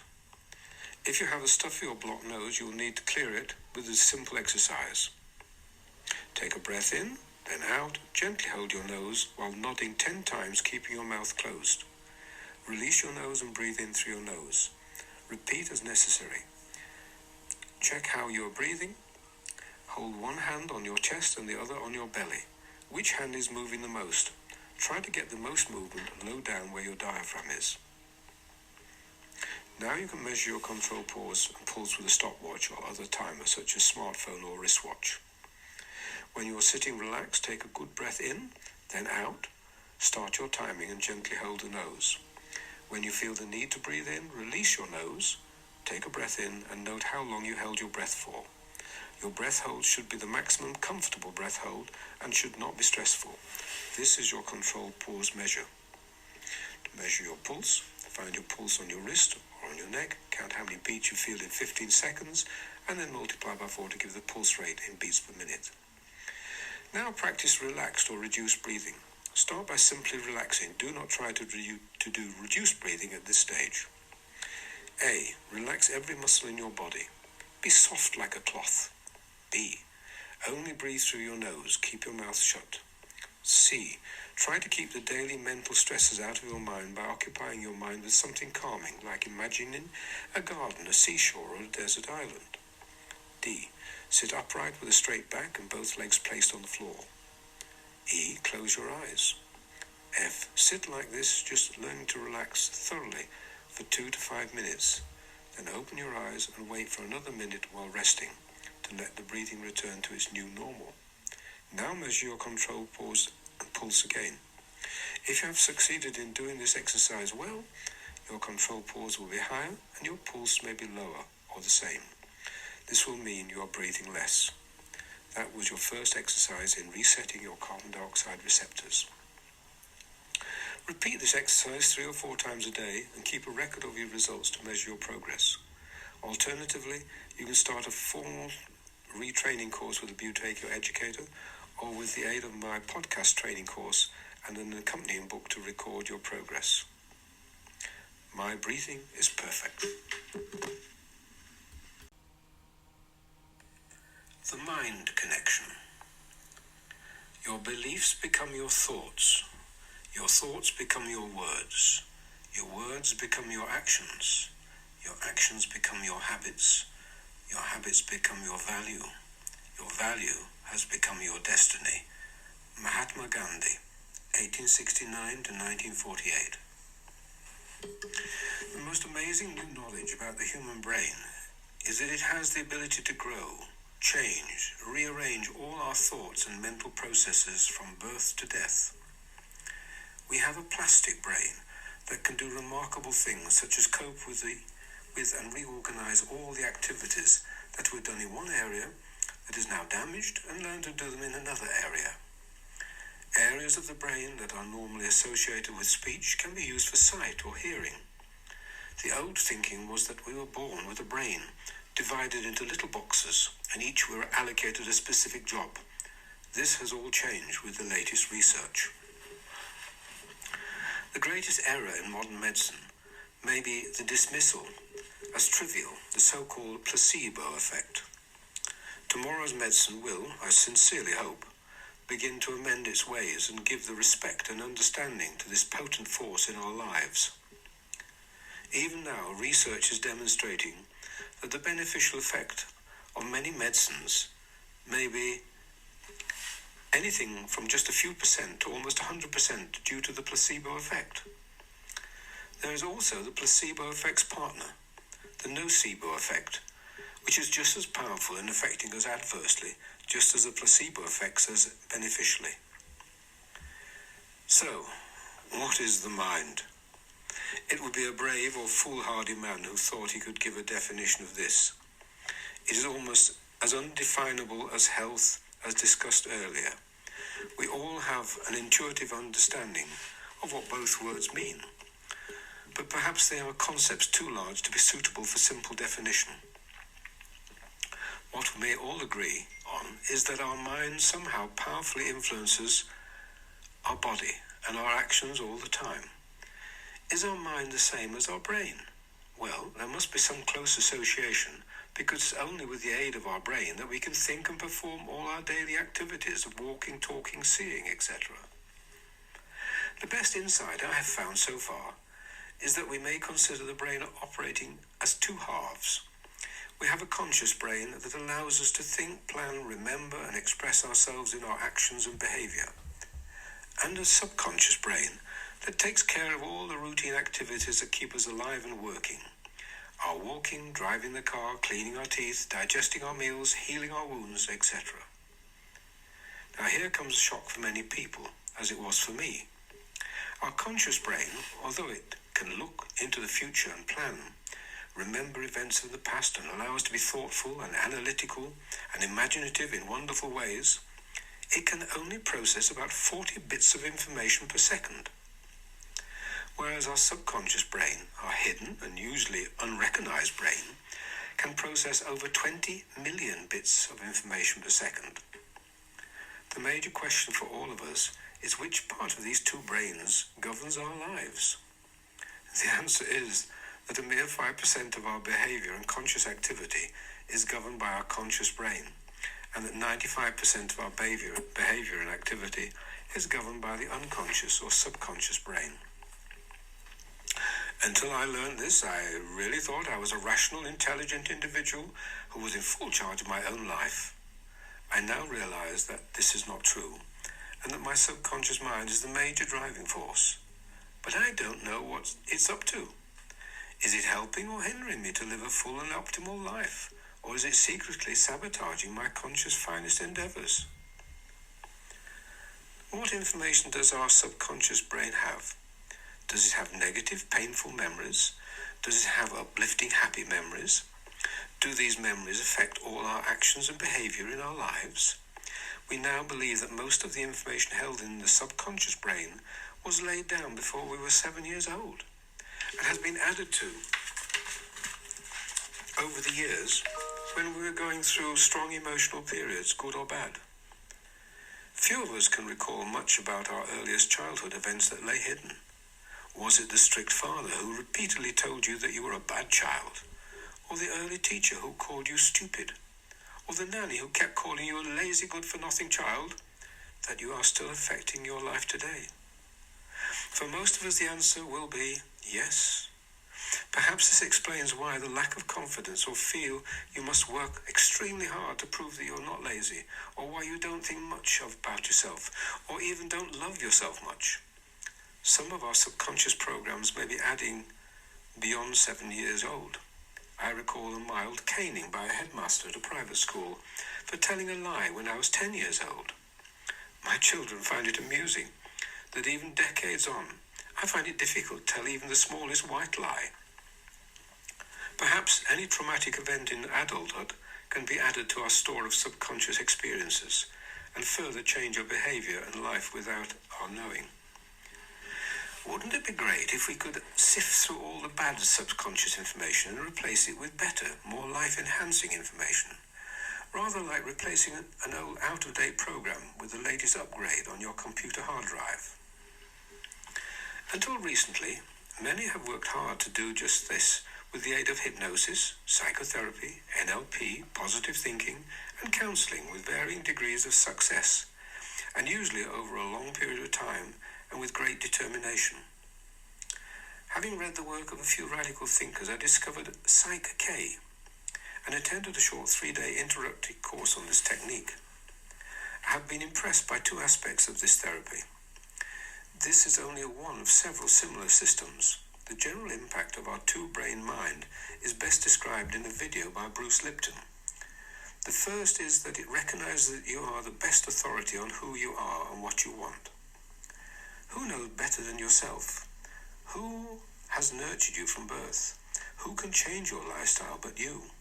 Who but you can change your actions? This therapy is not done to you, but it is done with you, with your consent, and in your own way. The Psych K practitioner is a facilitator and not a therapist in the usual thinking. The second aspect of this approach is that rather than hours or weeks of consultations and therapy, you usually reprogram your hard drive or change your subconscious content yourself in minutes. The founder of this system is Rob Williams, who defines Psych K as, I quote, a non-invasive interactive process of change with a proven record of success for over 25 years. A simple yet powerful process to change subconscious beliefs that are self-limiting and self-sabotaging. A unique blend of various tools for change, some contemporary and some ancient, derived from contemporary neuroscience research as well as ancient mind-body wisdom. A groundbreaking approach to facilitating change at the subconscious level, where at least 95% of our conscious operates. A process that transcends the standard method of visualization, affirmations, willpower, and positive thinking, especially effective in areas of behavior, habit change, wellness, and stress reduction.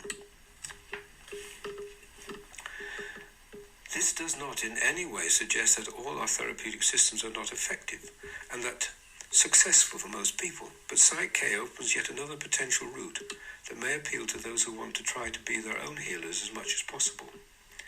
This has been the key challenge of medicine and healthcare throughout the ages, finding the right therapy and support for the individual that is best suited at that time and stage in their life. At the simplest level, it makes sense not to beat ourselves up when we perform badly or make a mistake. And it's well known that repetition is a slow but effective way of reprogramming our subconscious data store. There is an old saying used by actors, fake it until you make it. If you're not well, repeat to yourself, I am well, whenever you remember. It may be a lie, but you can fool your subconscious mind. If there's just one mind problem that deserves most attention in today's world, it very simply is stress. The World Health Organization has recently stated that stress is the leading cause of early mortality. The explanation for this is that stress, from whatever source, triggers our primitive survival response of fight-flight, or fight-flight-freeze. As an evolutionary survival mechanism, it has enabled man to cope with everything from attacks from saber-toothed tigers, violent weather conditions, threats from aggressive neighbors, to modern-day work and living stresses. Unfortunately, repeated frequent stresses create a health hazard when there are no periods between stresses to recover normal physiology and damage repair to our bodies. Luckily, once again we can learn to take control of our reactions to life stresses by improving our response ability, which is the common message throughout the journey of becoming your own doctor of health and happiness. By improving our breathing quality, it is the most direct way of minimizing the impact of stress. It is almost impossible to be stressed when we are breathing in a slow, gentle way. I am strong, healthy, and happy. The family and community connection. The Peckham experiment. Our separation from each other is an optical illusion of consciousness. Albert Einstein, 1879-1955. We are creating a habitat that diverges more and more from, and with increasing speed, from that which genetic evolution has adapted us. Nico Tinbergen, Nobel Prize winner, 1907 to 1988. As part of my passion to discover the fundamentals of health and well-being, I studied the work of a remarkable doctor, Dr. Scott Williamson. In his later years as a brilliant pathologist, he asked himself a very simple question that would become the basis of his work and research for the rest of his life. As a pathologist, he was reasonably happy that he knew the etiology of most common diseases. What were the key causes of each disease? That was his profession. But when he asked himself, what was the etiology of health? What, in other words, were the key causes of health? He had no answer. He then began a search through all published research papers in this country and abroad, but could find little on the subject. What he knew, as most of us would agree, is that health isn't just what's left after we remove all diseases. It is far more than that. To summarize over 20 years' research in just a few words, what he discovered was that the health was based on a child growing up with a father and mother in a community that supports them in a family. As a family, he also took for granted that the child needed an adequate diet, exercise, and an environment where he or she could develop his or her own talents as fully as possible. This conclusion was based on the experience of over 1,000 families who were part of what became called the Peckham experiment in Peckham, London. A large modern building was designed with swimming pool, gymnasium, cafeteria, creche, and areas for outdoor recreations, as well as a medical unit where all participating families had their annual health audit. Anyone who was found in need of medical attention or further tests was advised to see their own doctor. Whether they did it or not was their decision. This was all part of encouraging self-responsibility for their own health and that of their family. By every medical measure, the health of all participants improved year on year. It was regarded as the most important medical research of its time, and the centre had thousands of visitors from home and abroad every year, including the Queen. NHS was being planned by Aneurin and Bevan. A group approached the government to propose that similar centres should be established throughout the country to improve the health and well-being of the nation. The other group that approached the government suggested that if people had better access to modern medicine, this would ensure a healthier nation.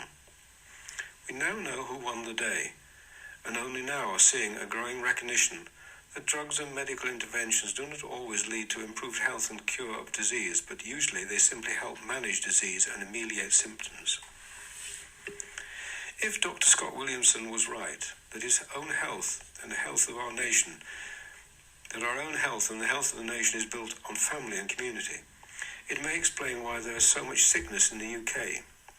As a nation, we may lead the world in this, as we have a record of ever-increasing numbers of broken families and poor community support. Those two prime factors that Dr. Scott Williamson and his co-worker, Dr. Innes Pierce, prove were essential for the development of a healthy child. We are seeing a worrying rise in childhood mental problems through stress and anxiety, not helped by social media and growing preference of connecting with our smartphones rather than our friends, besides the adverse effects of diet and lack of exercise, leading to an epidemic of obesity and related diseases. The very word health is derived from hale, Old English for whole. The rationale behind the Peckham experiment's finding is that for a child to fully develop as a whole person, they need a secure environment of mother-father, as only then do we have the union of male and female. Is there a whole human being? Every man is essentially half a human, as is every woman, but together they represent a model of a whole human that the child learns from. The rich environment of many families meeting, working, eating and playing together in the Peckham Centre increase the possibility of children growing to their fullest potential. All the latest research is pointing to the importance of childhood development from birth to early schooling, and how this experience can strengthen or weaken the child for life. As another pioneer in this area, Dr. Glenn Doman says, education begins at around 6 years of age, but our learning begins at birth. In fact, the capacity of a toddler to learn is many thousands of times greater than that of an adult's learning ability.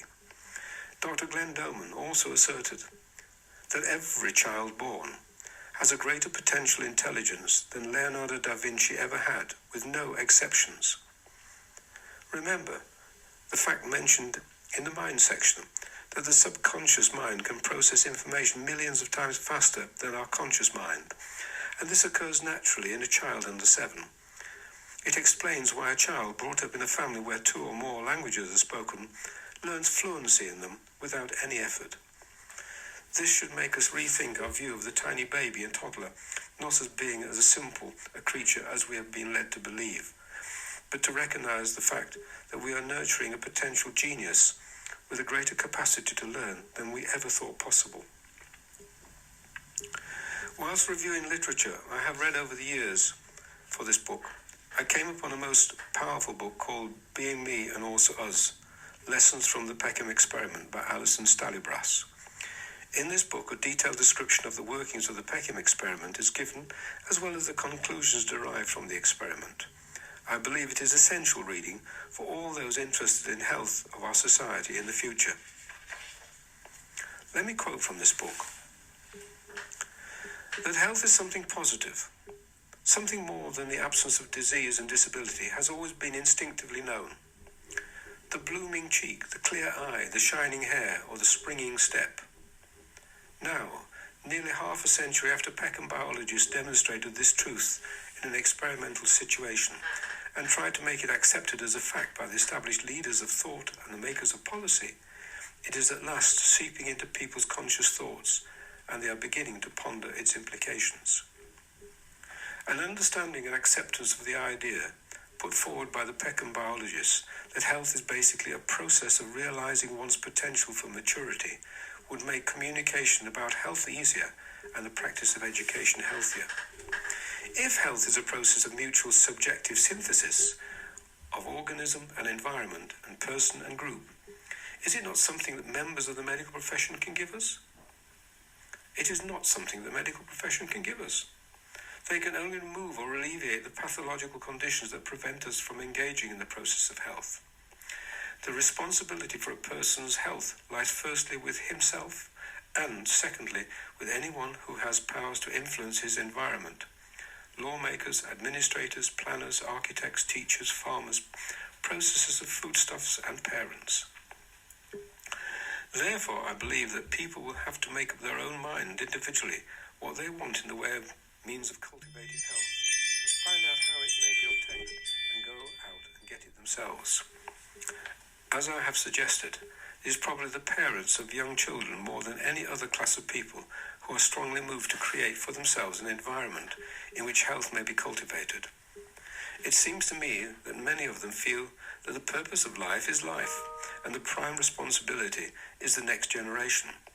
And some have a similar confidence to which developed in the Peckham Centre, in the capacity for spontaneous growth of every living being, and a person's inborn urge to grow, and his powers to recognize the nourishment that his family's faculties and abilities need at any moment in order to grow, as long as the environment contains suitable opportunities for nourishment.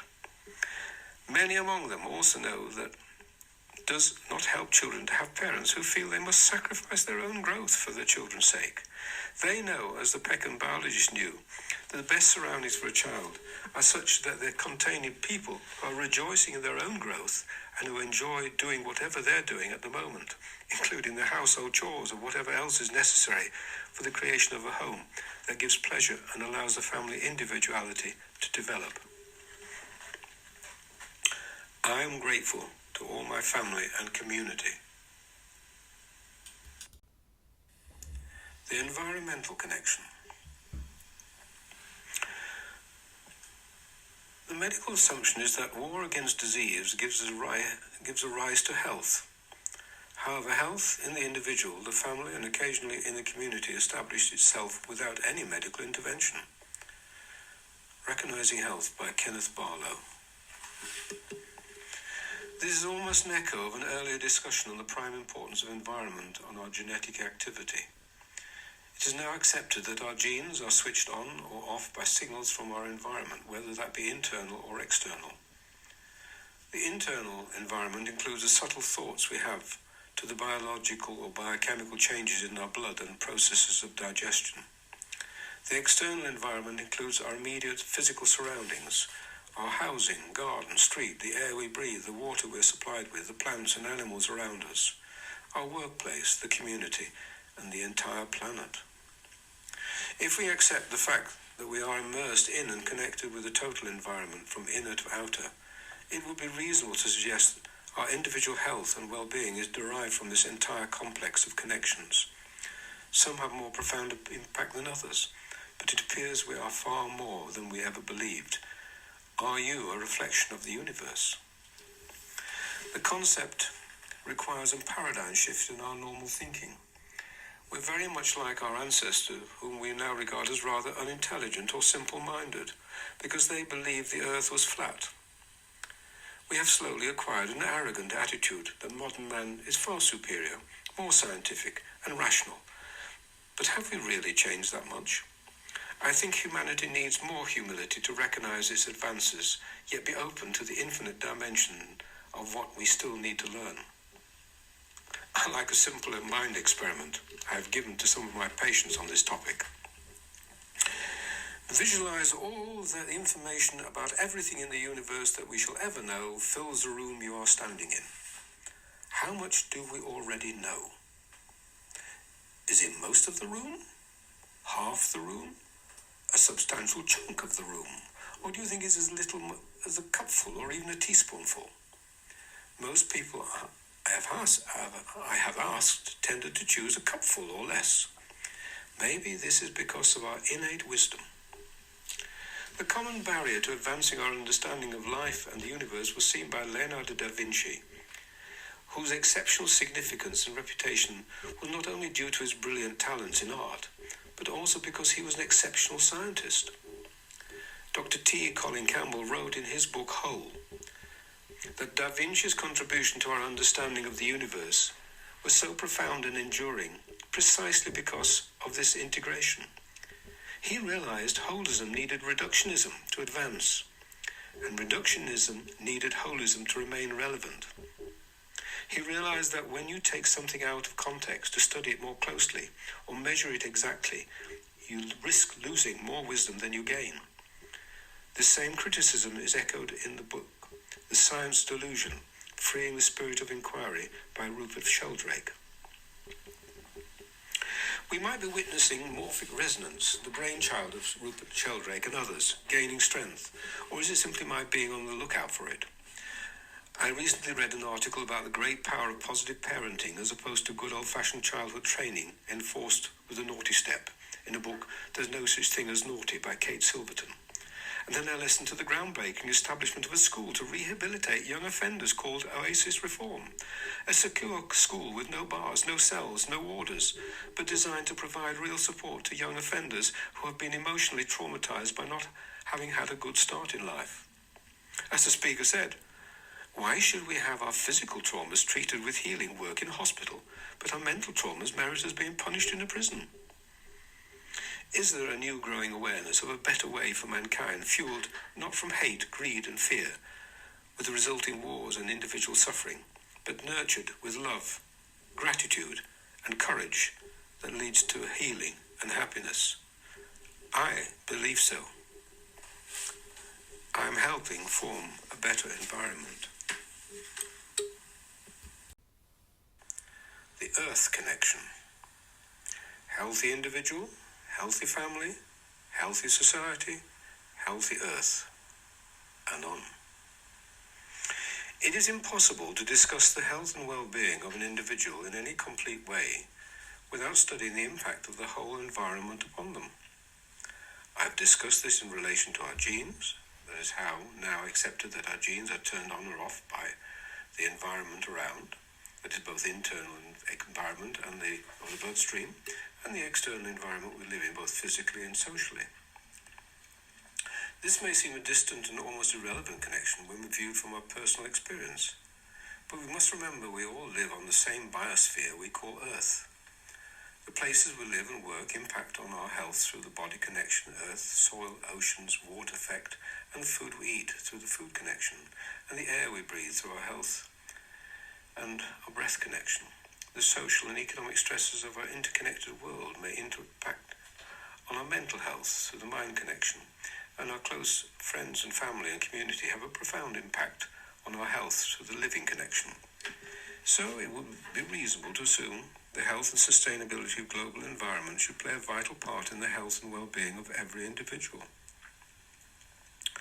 The environmental damage from pollution, overconsumption and destruction of habitat and forests has been well documented and understood by most of us now. The universal problem appears just too large to attempt a solution, particularly for an individual. But it is a problem that could be solved by millions of individuals if we all worked in the right direction to solve it. Yeah. This is probably beyond the capacity of any government, but not beyond the capacity of mankind. A few years ago, I published an article for a health magazine that was based on an old tradition of establishing a New Year's resolution. It outlined 12 steps we can all take over 12 months that would have a significant impact on the health of our planet. It seems appropriate that I repeat this here if we are to effect the dramatic changes we must make. A challenge to improve our health and the health of the planet. If everyone on the internet joined forces to ensure a healthy planet for future generations, it could solve our survival problems that no government dare tackle. All you need to do is commit to changing lifestyle over 12 months. A 12-step program, just a month at a time. You can check the references for tips. No need to start in January as a New Year resolution, but start right now, whatever the month. We will start in January. January. Try to avoid buying anything made of or packed in plastic. Plastics are based on fossil fuels for production and produce almost a permanent environmental pollutant that will take hundreds of years to start to rectify. There are biodegradable alternative materials produced from plants. February. Buy local produce wherever possible. This will both stimulate farmers to shift to plant production for humans, reduce the vast energy consumption involved in shipping food to and from warehouses and from abroad. March. We need to cut back on our consumption of stuff. We all are encouraged to consume or buy far more material things than we really need. We must remind ourselves that every article represents a substantial use of the Earth's scarce resources. April. Help plant 100 trees. With the estimated 4 billion internet users worldwide, this would produce 400 billion trees. The most efficient carbon consumers would remove around 8 billion tons of CO2 per year, and that would help balance the residual fossil fuel use. Global production of CO2 from transport is about the same quantity. May. Support your local community any way that helps the environment. There's a close connection between the health of the planet, the health of individuals, and the health of a community. By building stronger communities, we would find mutual support in building a sustainable future for our only planet, the Earth. June. Cut out all meat, fish, and dairy produce from your diet. This alone would cut greenhouse gases by between 25 to 50%, stop the loss of the Earth's lungs, the rainforests, reduce the need for food production by 75%, and with the right distribution system ensure adequate food for everyone, improve the health of everyone, reduce the incidence of chronic disease, reduce pollution of coastal waters from agricultural and medical runoff and animal waste, permit the regrowth of our fauna and flora, especially endangered species, and much more. Currently, estimates suggest between 50 and 75% of all grain and pulses go to feed animals. July. Conserve fresh water wherever possible. It is a scarce resource and will become even scarcer in the future and more valuable than oil. Sources of fresh water are increasingly being depleted due to pollution or overexploitation. Producing animal and dairy foods is a major reason for this. August. Make your own health your responsibility. This is very much the theme of the book you are now reading. If you've already shifted your diet to a whole plant diet and are getting more exercise walking, you're well on the way to meeting this challenge. September. Reduce the use of your car by walking more or using public transport. This will also go towards the August challenge of taking more responsibility for your health. October. Turn your home thermostat down a few degrees lower. Just a few degrees will drop will save you over £100 a year and reduce the consumption of energy nationally. November. Try to reduce food waste close to nil. Currently we waste over a third of our food. That would feed most of the undernourished or starving throughout the world. December. Switch your car to any that reduces your fuel consumption. Today there's no technological reason why we cannot produce cars that will give 100 miles per gallon rather than 0 to 60 in a few seconds. Even this will make a significant reduction of CO2 emissions. This needs to be the most important criteria for car purchase, not its sporty performance. I am helping heal the earth. The cosmic connection. To see the world in a grain of sand and heaven in a wild flower. Hold infinity in the palm of your hand and eternity in an hour. William Blake, 1757 to 1827. The sun is the sustainer of life, and without it, we would perish. It's no wonder that people throughout history have viewed the sun as a deity. Over time, our understanding of the sun may have changed, but it has been associated with every religion or culture from earliest times. The sun is the ultimate light source for all life on Earth, either directly from daylight or indirectly from ancient sunlight from fossil fuels that are effectively reservoirs of ancient sunlight. Read The Last Hours of Ancient Sunlight by Tom Hartman. An exception might be light derived from nuclear power, but this is a replication of the process going on in the sun, derived from the elements of an even earlier time in the Earth's history. It's interesting to note that light has been depicted as part of our makeup in many old paintings and icons that show halos of light over the heads of the human figures. Either this arose from some mass hallucination amongst artists, or there's always been an awareness of such ephemeral light arising from certain people. All our language is filled with this conscious awareness. We speak of a person as enlightened. Modern Christianity repeatedly refers to being filled with the light of God. And when we get excited, we light up, and so on. There is some evidence that the main information transmission in our bodies may not be via the nervous system, but by faster light transmissions through the optic nerve fiber system that might also explain the above artists' paintings and more. For thousands of years, man has held the belief that we are all influenced by the entire cosmos, the planets and stars. This was the foundation of astrology, which has in recent times been regarded as unscientific and unworthy of serious attention. But it is not unreasonable to accept that if our everyday lives are clearly influenced by the sun and the moon, why should there be no influence from other cosmic bodies near and far? It is noteworthy that no less a person than Carl Jung, the famous psychologist, expressed considerable interest in astrology and developed his theory of archetypes that has been a part of astrology throughout history. In recent years, these two fields of study have been brought together with the psychological astrology of Liz Green. The work of Dr. Rudolf Steiner expanded the concept of planetary influence even further with specific relationships that have been recorded for thousands of years. The sun has been associated with gold and the human heart, the moon with silver and growth forces, Venus with copper and fluid forces in the body, Mars with iron in blood and ego forces, Saturn with lead and hardening forces and intellectual growth, and so on. This work is discussed in great detail in the work of Rudolf Hauschka, a student of Rudolf Steiner, in his book The Nature of Substance. In physiology, we are learning more and more about the effect of light on our health, from its impact on the production of vitamin D on our skin, on the effect on waking and sleeping patterns. Light plays a key role in synchronizing with the 24-hour solar system.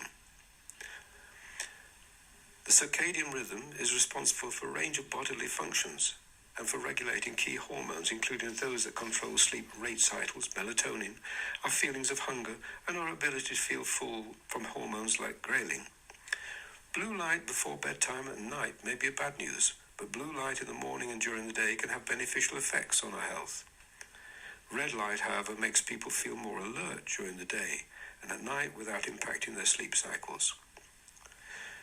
When residents in nursing homes and assisted living facilities often exposed to constant dim 24 hours a day, by simply giving them robust light and dark patterns, dramatic improvements to their health and well-being are seen. Modern man has, until recent health concerns about the dangers of exposure to sun, enjoyed sunbathing as an essential ritual of summer holidays, often travelling abroad to ensure plenty of sunshine. The use of light, and particularly sunshine as a therapy, is a long tradition, and in the early 1900s it was a mainstay for treatment of TB in many sanatoriums. In more recent times, doctors have used limited spectrum of natural light, ultraviolet, to treat many skin disorders, and use a light in winter months to treat SAD associated with low levels of sunlight in northern hemispheres. Quantum physics is changing our understanding of the universe and its impact on our lives, especially on the subject of consciousness. The idea that our brains are simply powerful computers that house all our thoughts, to this view that the brains are now linked to a universal consciousness. The old Etonian universe has been replaced with a far more mysterious, spooky one with the latest scientific research. Remember, we are all made of stardust. The interstellar dust over aeons of time formed our solar system, our Earth, and you and I. How did these random chaos of the universe bring forth such a miraculous order? The learning universe and you. I started my further education studying physics at Birmingham University, because I was very interested in nuclear physics, but after the first year I was asked to move on as I failed to pass the qualifying exams. My next choice of study was, it seems at the time as far as my first passion could be imagined, psychology is what I wanted to read at university, but fortunately or not, I could not get the support for this and finished studying a useful subject, economics with statistics and accountancy at Hull University. My career since then has taken many twists and turns, but today I find myself in the health and medical profession and realise that those two young passions of physics and psychology were not far apart from as I once thought. That question of what was there before the Big Bang is a question that even a 5-year-old might ask. Has always bothered me to a point that I had to find an answer, at least to satisfy myself, if no one else. Especially as I have become convinced there is no separation between the universe and you and me. Bear with me while I go through my idea. 1. My answer begins with a mind experiment. This was a favourite tool of Einstein when dealing with knotty problems such as the speed of light, when he visualised travelling on a beam of light himself. 2. Imagine an equilateral triangle, a very simple form. It may be a few centimetres across. Now expand it in your imagination. First to as large as you wish, then reduce it to a point. All the time it's still an equilateral triangle. When it is just a point, however, it takes up no space, but it still bears the information of the triangle and exists in a timeless state. It can reappear at any time, in any size. What has survived this Alice in Wonderland shrinking is the information of an equilateral triangle. 3. Einstein gave us this wonderful simple formula for converting matter into energy and vice versa. E equals mc squared. This means that a very small amount of matter can be converted into a vast amount of energy and vice versa, c being a very large number, 186,000 miles per second. 4. So I thought I might use a similar conversion formula with a similar number, but this time it would be about the conversion of information into energy and vice versa. I equals E s squared, where s is another large number, like c. This would mean a very small amount of energy could be converted into a vast amount of information and vice versa. It is not unreasonable to assume there would need to be some energy to hold the equilateral triangle information, even when it was reduced to a point of no dimension. 5. Now comes the best part of the mind experiment. Now I ask you to convert all the matter in the universe, including yourself, I'm afraid, into energy using Einstein's formula, E equals mc squared. You now have a universe composed only of energy. Now, would you convert all that energy into information using my hypothesized formula, I equals Es squared? You now have a universe devoid of stars, matter, energy, light, and composed only of information. 6. Information needs no space or time to exist. Could this be the alternative to the Big Bang? Could this be the zero still point? 7. Immediately this information begins another cycle of condensation into energy, the energy into matter, and the next universe as we know it comes into existence, a universe filled with matter, energy, and information, repeating unending cycles of expansion and contraction from form to information and back. So where do you fit into this picture? All life involves increasing information or form. We speak of forming something. We are all being formed or informed from random chaotic particles. This is a process common to all living organisms. It is the reverse of entropy, the loss of form and pattern. Many non-living things exhibit the forming process. When crystals are formed, when spiral galaxies are formed, when material atoms are formed. Where does the information come from for a rose or pine tree to grow? Is it really all in the genes, or do the genes simply carry the basic information of the building materials, the color, scent, and cellular components? Is the design received from beyond? Perhaps the gene is acting as an aerial, receiving a rose information signal. The shape of fir trees reminds one of the old-style TV aerials aimed at receiving fir tree signals from the informed universe. We live in an informing universe, and you and I are an integral part of that learning process. The universe is constantly learning through every cycle of expansion and contraction. What we think, what we do, and the way we change the environment about us all add to this process and leave a permanent mark on the universe forever. The religious might say zero still point or pure information is the mind of God or Allah. Others may see it as conscious mind of the universe, which we are all informing, and in turn are informed by it as well. I am the universe, and the universe is me. Facts and Figures from How Not to Die by Michael Greger, MD. As modern medicine is dominated by pathology, I've focused on health and study of health in this book. It may be informative to look briefly at the major causes of mortality, but at the same time recognize that usually it has been our lack of healthy lifestyle that results in the increasing rarity of death from old age, as opposed to death from some chronic disease. It is said that in some primitive societies the commonest cause of death is old age, but these societies are becoming few and far between as modern living takes its toll. The statistics below are from the most highly developed, most highly technologically organized, most medically advanced, and amongst the unhealthiest nations in the world, namely the USA. The mortality rates in the USA. The first, the highest, is coronary heart disease, 375,000 annual deaths. Lung disease comes second, from lung cancer, COPD, and asthma, 296,000 per year. The third main cause of death in the States, you will be surprised. The fourth is from brain disease, strokes and Alzheimer's, 215,000 per annum. The fifth is digestive cancers, colorectal, pancreatic and esophageal, 100,000 per year. The sixth, infections, respiratory and blood, 95,000. The seventh is diabetes, 76,000. Eighth is high blood pressure, 65,000. Liver disease comes ninth. Blood cancers come in at 10th. Kidney diseases at 11th, and breast cancer at 12th with 41,000 per year. Suicide comes next at 41,000 a year. Prostate cancer 14th, and at 15th, Parkinson's disease with 25,000 deaths per year. So what are the possible lifestyle factors that gave rise to these deaths? 1. The coronary heart disease. Main causes are diet and stress. Number 2. Lung diseases. Lung cancer, COPD and asthma. Main causes smoking, diet, stress and poor breathing. 3. You will be surprised.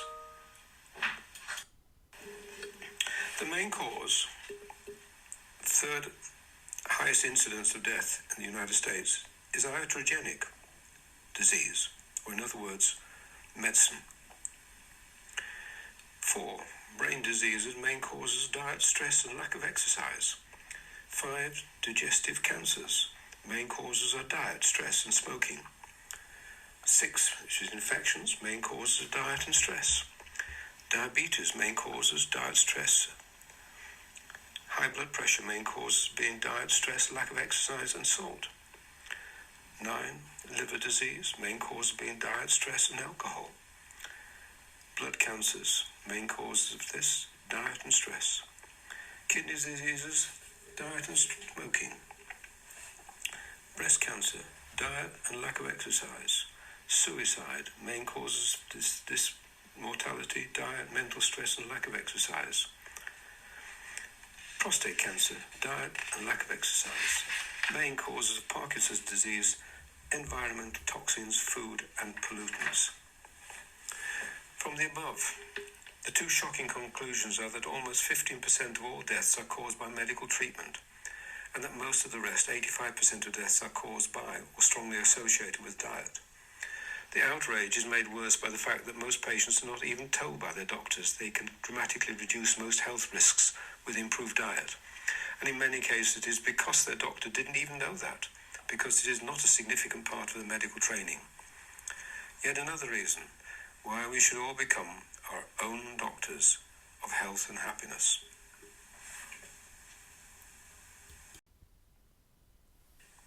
Swimming against the tide.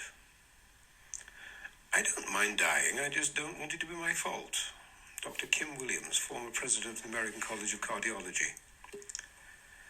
Example is not the main thing influencing others. It's the only thing. Albert Schweitzer, 1875 to 1965. There is a powerful tidal wave that is man-made. That is an unexpected and undesirable product of our progress, economic policies, technology, and our misinformation age. We are all liable to be swept along with this all-pervading force unless we individually take on a greater responsibility to swim against the tide. It would be foolish to suggest all our progress over the past few hundred years has been harmful to health of man and the planet, but a great deal has been. There may be many good reasons offered as to why this has happened. The pursuit of profit. Greed was a desire to consume more rather than just enough. The excessive power of the media, of basic health education, and so on. But the main cause may have been something far simpler. The dominance of reductionism over holism, materialism over consciousness. I don't believe this tidal wave can be changed by governments alone, but will require every one of us to cease going with the flow, paddling happily and mindlessly with it, and by becoming more individually responsible for our own lives, our own health, and the health and sustainability of our planet and its flora and fauna. We all have, as a surviving species, the gift of responsibility. Now we must all learn to use it. You and I can start to change our lifestyles, and as this awakening of self-responsibility, remember the morphic resonance effect, gathers momentum, it will change the world for a better, and mankind will have a sustainable planet and a better future for our children and grandchildren. I am a strong swimmer.